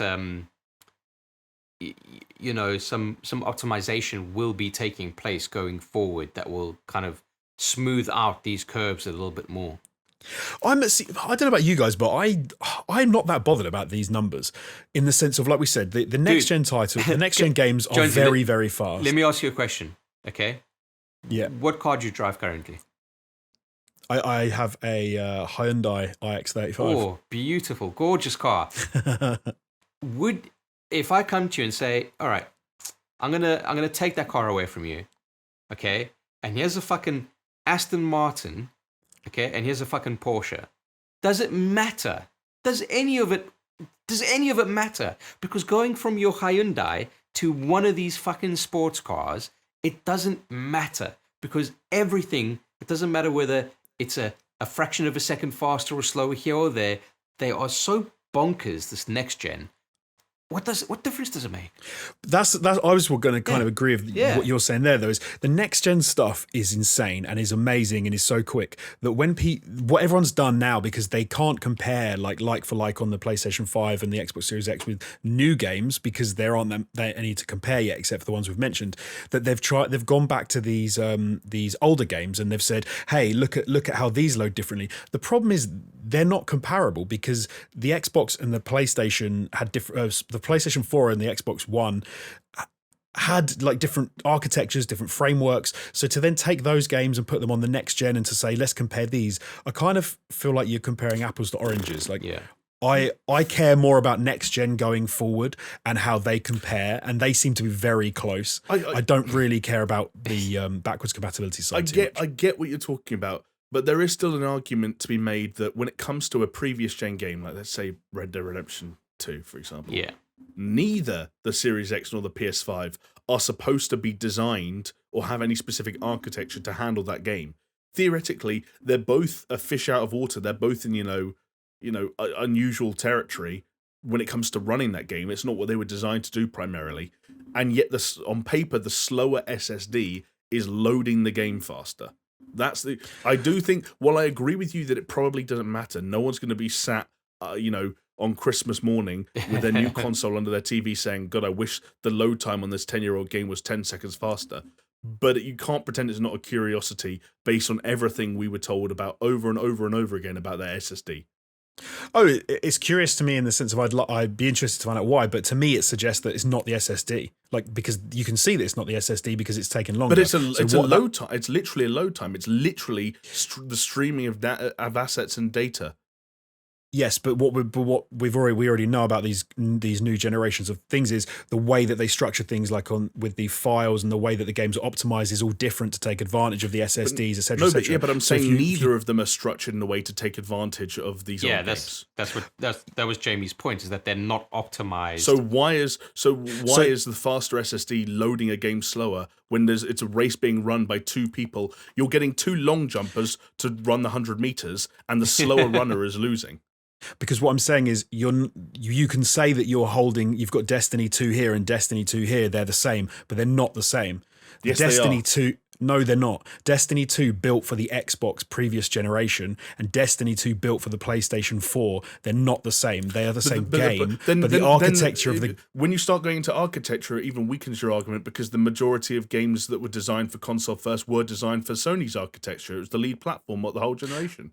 But it doesn't mean that it's a better architecture. It just means that, like, for example, what I'm trying to say is these current generation consoles are trying to make something from a previous generation work that they're not designed to. This is a secondary function, if you like. So why would it be that surprising that neither of them do it particularly well? They both do it really well. This is all a little bit redundant. They don't. I mean, Destiny 2 loads slower. It's all redundant, guys, because there's so many different games that have so many different kind of values, and Sony will be better at this or better at that, or what, and Xbox, etc. And there's different variables where you could say, oh well, the Xbox team wanted to focus more on Red Dead, so they paid more attention to kind of their backwards compatibility with that title. And then you can talk about how things load up, and like Jonesy said, the different kind of the subtle differences in architecture for the different platforms. It doesn't fucking matter. Everyone's winning in this one, but I'm not bringing it up because it matters. I'm bringing it up because in the year that we had, where we were waiting through such a slow drip feed of information about either console, we all sat there for fucking an hour and a half and listened to Mark Cerny, the most boring man in the world, to explain why the PS5 was going to have an SSD so fast that you couldn't buy expandable storage and still can't buy expandable storage on day one to store PS5 games on. We've got a 600 and something gigabyte SSD. No, Jonesy, I'm not done. We've got a 600 and something gigabyte SSD in there when Call of Duty alone is over 200, and we can't put our PS5 games on anything else because they wanted an SSD so fucking fast, and yet it's still slower than the Xboxes under certain scenarios. Why is that not a point of conversation? Why are we so? Why are we all so content to go? That doesn't matter that much. You're making my talking point. You're making my argument for me. What I'm saying is the SSD in the PlayStation 5 is faster than the SSD in the Xbox Series X. The fact that these games load slower, therefore, means that it isn't the SSD that's the problem, and it's something to do with like the way the games are put on, the digital games are from the PlayStation 4 era, the old Xbox era. It's something to do with the way that like it loads through the system. There's a bottleneck somewhere else. It's not the SSD. So you can say super fast SSD. It doesn't matter. Like the bottleneck is obviously somewhere else. You're right, and I don't know enough about game dev to talk about where the bottlenecks could be. But whenever they talk about SSDs, whenever they talk about the speed of SSDs, and you go back to Mark Cerny's talk, what was the metrics in terms of game scenarios, game examples he was giving us to measure the performance of an SSD? He talked about load times. The whole conversation has been directly about how SSDs impact load times. So this isn't fair, man. You can't say for Sony to release a console where the SSD is not the issue in the loading times. It seems counterintuitive. But you can't look at an older game. Like you could look at a 7-year-old game and then say, why doesn't the PlayStation 5 load it faster? It's like, it shouldn't matter. Built for Do you know that. what, Jonesy? If you want the conversation to not be about old games, you release more than 2 good games at launch. But I don't really know how you'd solve that though. So you want them to make a console which loads 7-year-old games super fast, but then still has to worry about all I want them to make a console that if you're going to brag on about how you got the world's fastest SSD, and again, I've got to make this point because I think it's a really important fucking point. If you're going to go so far to brag about your SSD and the speed thereof it, that you make it impossible to add on to or to combine with any other SSD on the whole fucking market, so that the PlayStation 5's entire storage is restricted to that 600 whatever gigabyte, despite the size of the games that are coming out at the moment. If you're going to do that, and you're going to let your rival, your direct competitor, be faster at doing something that you know people are going to do with a slower SSD, then you need to check your priorities. Yeah. But it seems like a weird point. You've dropped the ball by at least one metric. But you got to remember one thing though, is, and I can't remember the terminology that Xbox had, but their pipeline of basically, I'm going to get this wrong, but as an example, okay, your CPU and your SSD, the fucking pathways between them are shorter in the Xbox. They called it something great, yeah. No, but I think that might be the reason why they might have. And if you think about it, that's probably why they kind of said, you know what, this consumer grade SSD is absolutely fine because we're pairing it with this different technology that'll help it along. If you had asked me 1 month ago, would I be disappointed if the Xbox Series, based on everything I'd been told, would I be disappointed if the Xbox Series X loaded previous gen games faster than the PlayStation 5? My honest answer would have been yes. And I'm not going to pretend that the answer to that question has changed just because I've spent £450 on it, because I'm not one of those people. It's a bit, and I'm not suggesting that Jonesy is.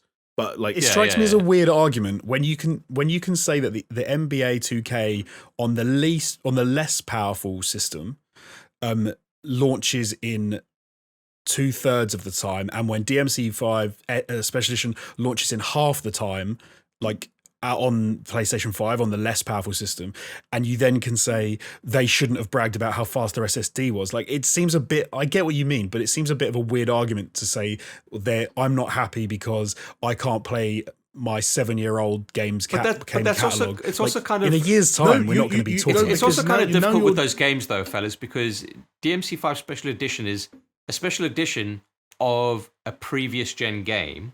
But it's a PlayStation 5, Xbox Series X game. It's been set up for this generation. But it's not whereas the other games haven't. It's not a ground up build. Whereas let's say NBA 2K potentially is, but then you're also talking about NBA 2K, which is like notoriously unoptimized. So even those are kind of still faster. Yeah, it is still faster. I mean, by a decent whack. I mean, that's like it's 2/3 faster. Spade which is if you a spade. extrapolate that out, but it just if we're gonna say that those hard numbers for the older games, the backwards compatible games, if we're just taking them as read, then I get what Jamie says though. Like if we flip it on its head and say Xbox Series X always being touted as the most powerful, the most this, the most that, and it's not. Well, you almost think to yourself, well, if that matters to a person, then that's annoying because then that's wrong. I get what you mean. I get what you mean because I suppose, for example, let's say you played a game on the Xbox Series X with an old game that didn't look as good as it did on the PlayStation 5. Yeah. You would say, "Oh, it's supposed to look better on the Xbox." And then if every Xbox new game looked better than it did on the PlayStation 5, you would have an argument, but it would kind of be a weird argument because you're not buying it to play old games. You're buying it to play new games. Well, I could disagree about that point as well. I think people, especially at the start of a generation where the backwards compatibility is touted as one of the main features, at least for its first year, like people would buy a console to play previous gen games. For sure. But we're talking like about 10 seconds. I don't think people playing Destiny 2 are going to really kick off that much about the fact that it took them 10 seconds longer on their PlayStation 5. Whether it's the fucking Aston Martin or it's the Porsche, you're smiling either way. Guys, we could be here forever, but I'm going to move it on to our final news story, which is also an interesting one, but please let's not spend too much time on it. I can't take another fucking 2-hour podcast on my shoulders. Oh no, Chris, Jonesy and I need to get at least one more debate in before this thing's done. Brace yourself. Can I just say, because I will say that. No, you cannot say. No, you cannot say. No, I'm overruling. You cannot say Chris, anything. 2v1, I'm saying Jonesy can say. Oh my God. Because I think Jamie's point about touting is being fast, I think will be really interesting when you start to see those patches. So when the upgrade patches for the older games come in, if PlayStation 5 is still slower than the Xbox games after those updates, then that's the time when I will say, Jamie, I think you had a point. Like those patches aren't fixing something that means that they're faster. At that point, they should then be optimized for the current generation. They should be quicker. I think I also just have a bit of a stick up my ass about the point. I'm not going to make a third time, but like there are elements about the PlayStation 5's SSD, and specifically in its size and its lack of expandability, given the size of some game installs nowadays, that does run me up the wrong way a little bit. I understand it's a side effect of next gen, and it's not that different on the Xbox side of things. But the idea of Black Ops Cold War being 200 and something gigabytes on my 600 gigabyte SSD. Yeah. No, you're totally right. That is, I don't understand why they didn't drop a 2 terabyte SSD in there. I really don't. Or even like the Xbox route. Fuck. See, now I'm getting fucking sucked into it, fellas. The Xbox Get route. sucked in. Join us. The Xbox route. Everyone always says about how you watch from the sidelines. Get stuck in. Yeah. You guys do my head in sometimes. But okay, so Xbox did. Fucking hell. Do I? Come on. You've deflated me. No, don't be deflated. Xbox Series X has that 1 terabyte drive. Yes, and even though it fucking costs an arm and a leg, guess what? It's fucking available to you straight away. You know, like that's true. Yeah, that's true. Although I will say there was a few people sort of mentioning the fact that with the Series S, the usable space, and that is obviously much less than it is even in the Xbox Series X. And when you take into account the operating system and how much usable space there is, it is diabolical. Yeah, it's like tiny. Yeah, it's like Cold War and one other game. But there's a flip side to that, which is that the games on this Series S are much smaller at the moment. Right. Yeah, because they're not the 4K versions. Yeah, so for example, Sea of Thieves is 64% smaller than it is on Series X. Oh wow, it's 47 gigs on Series X, 17 on Series S, as an example. Right. So That is they're a pretty doing big some difference. work to Because they don't need those gorgeous 4K textures. All right, boys, moving on. Gorgeous 4K. Square Gorgeous. Enix has reported a 6.5 billion yen loss following Marvel's Avengers flop. Kind of. Almost, maybe. This is what we are kind of looking at this information. This is what we're extrapolating from it, okay? So this is what's happened. They've lost the equivalent of $63 million, okay? And they've stated this specifically in their HD games sector. Now, they've got, Final Fantasy, Dragon's Quest, and, Marvel's Avengers. Now, we know that Marvel's Avengers has underwhelmed. Let's put it nicely for them, all right? For now, though, Chris, it's a games as a service. It's going to come back and storm it when they release some new characters. Yeah, can't wait for fucking... Was it Kate Bishop? Yeah. Oh, wow. Kate Bishop's going to save the day. Save the day. But now it's interesting because Square Enix would not say how many units of Marvel's Avengers that they sold, but they did mention that volumes sold were only 60% of their plans. So almost half of their inventory was not sold, right? Yeah. Right. Then there's an interesting thing here because if people take that, it almost implies that the game cost about 100,000 million to make. 100 million. 100,000 million. Jesus Christ. I'm very tired. A $100 billion game, the world's most expensive video game. Dr. ever Evil. made. 100 It is, million that is thousand. a Dr. Evil budget right there. Yeah. So if they had a $100 million budget, yes, that's correct. You got it. I got it right. That would imply that they only sold 3 million copies of the game. Yes, which I guess to then relate that back to the 60% of plans thing implied that they wanted to have sold 5 million. 5 million inside the first month or two. Yeah. Now, keep in mind, this is something interesting that I kind of found a correlation to. Keep in mind that this is a multi-platform game, right? There is a PlayStation exclusive game, Ghost of Tsushima, or Ghost of Asakura, depending on your region, okay, and your age, I guess. But that has been confirmed to have sold over 5 million units on a single console. And it's not even like a known IP. It's a brand new IP, right? Yeah. Sure, the studio has a following, but that means hardly anything these days. And then you're talking about Marvel's Avengers, which is probably the most recognizable overall brand out there. And it's just it doesn't make for good reading, doesn't it? It's a hard one because there's companies are shady of how many they sell, and Ghost of Tsushima is a Sony exclusive, and Sony exclusives usually hit really well. Yeah. But then, like you said, the issue is that's still only on one platform, and I would have thought personally that due to the size of the fan base for the MCU, that just through friggin' osmosis, they would have sold a decent number of units across every platform. And when you find out that it's sold like just over half of what Ghost of Tsushima sold, it's pretty diabolical. Like it's you know what I find so funny about this? Was it in the After Dark that we recorded where I asked you guys the question about what you thought about Avengers and I think it's the most recent After Dark. Yeah, and we had a whole discussion before this kind of news came out, and that was because you actually asked the question because it had popped into your mind like, you were like Miles Avengers post-mortem, and then literally a couple of days after we did that post-mortem, here we are. Yeah, because it just kind of occurred to me one. that like no one was talking about this game anymore, even though it was fine by most respects, but considered a flop. Like was it? I can't remember which one of you brought it up. The fact that if you looked at the concurrent player base on Steam, it was like horrendous. Like, I think Chris, you were pulling up those numbers, right? Yeah, I don't remember what they were, but it was not good.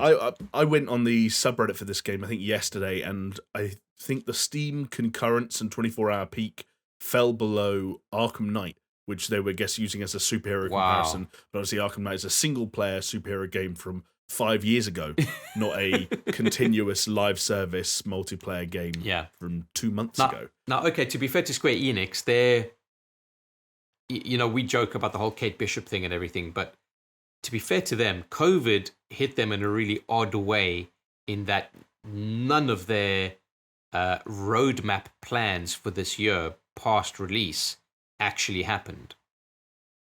right? Because Right, by now, what we should have had fucking the Hawkeyes and I believe Black Panther, but none of that has panned out. And Black Panther's been teased, yeah. I don't Yeah. know if he was meant to be out by now. I think people were pretty certain that he would have, but I mean, fucking whatever. There were even some rumors that they shifted that around because of what happened with Chadwick Boseman. I don't know how true that is, but Yeah. But I think from a lot of the reports that I was reading is that COVID hit the development team pretty hard and pushed everything out. So much so that I read an article, for my sins, I can't remember which publication it was, but was saying that fucking Kate Bishop is actually turning out to be Anthem 2.0 for Avengers. Like, it's all hinging on that kind of like that additional stuff. This is kind of getting into the territory we got into in that last After Dark, but I think if they are moving in that territory, I think they are getting near to the point where they need to, hibernate for a little while. Yeah. They need to stock up on cool shit. And They need a do-over. They don't need they Kate Bishop. They need to run a blitz play. They need to bide their time for a little bit and they need to impress. They need to come out and say, hey, here's the next gen versions. Look how amazing this looks and runs on the Series X and the PS5. Also, here's 2 heroes, some new environments, enemy variety, both in terms of the generic goons and the named enemies. I think if they stagger it out too much, then you don't get.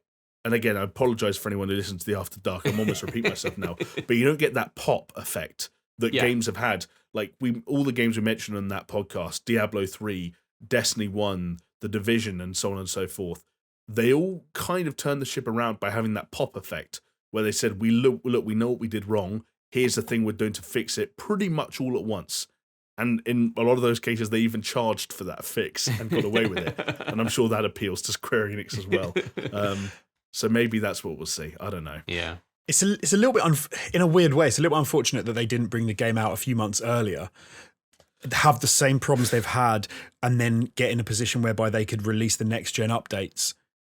Yeah, true. Like sooner to take advantage of the sort of a little bit of a slower launch window that they've got on the next gen consoles, because you might found that they'd soak up some more people who were like, oh my god, we need something to play, let's just friggin' play like whatever we can, and then they would have jumped onto Avengers. But I think it's really easy to take a live service game that you want to have a rollout of content for and be critical of it. But one way of looking at it that's just kind of occurred to me now, and maybe should have occurred to me earlier if I'm being honest, is that you look at the year we've had with this podcast, right? And how much slack we have cut CD Projekt Red time after time after time. The fact that none of us have lost our temper, none of us have turned shunned away from the game, or lost any sense of loyalty or desire to see that game. Yeah, or hype, exactly. Every bit of slack you show someone like CD Projekt Red, you need to show a team who's still working on a game that's already out, because everyone's working under the same circumstances right now. Avengers was a game that was delayed when it came out, and now they're struggling with post-launch content.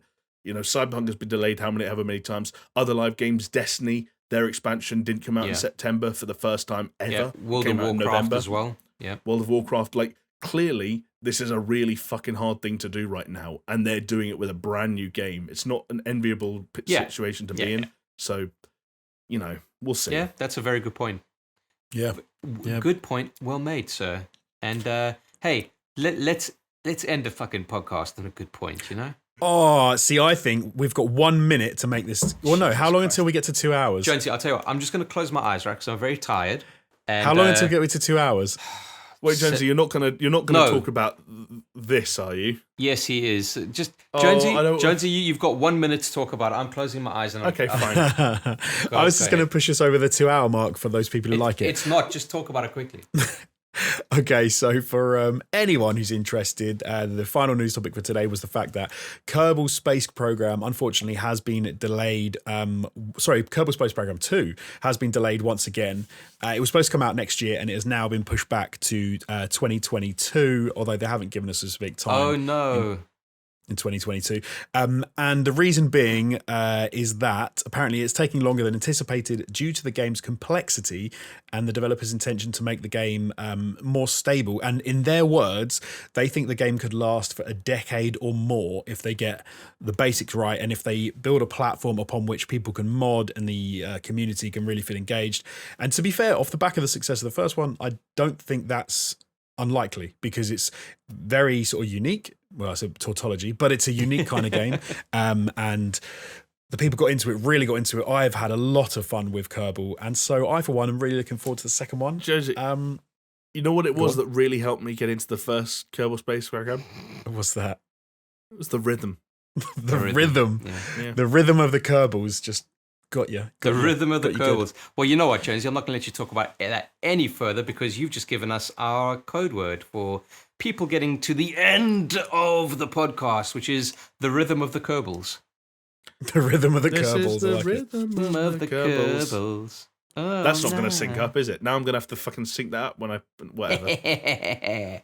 Well, What's the time on the big clock? I have 1:55, and with that, I will say thank you for watching or listening or 5 whatever, minutes short. whatever else I know, you're doing, right? and I'll see you next time. I don't know what these 5 jokers are minutes. doing. 5 minutes. Bye. Ugh.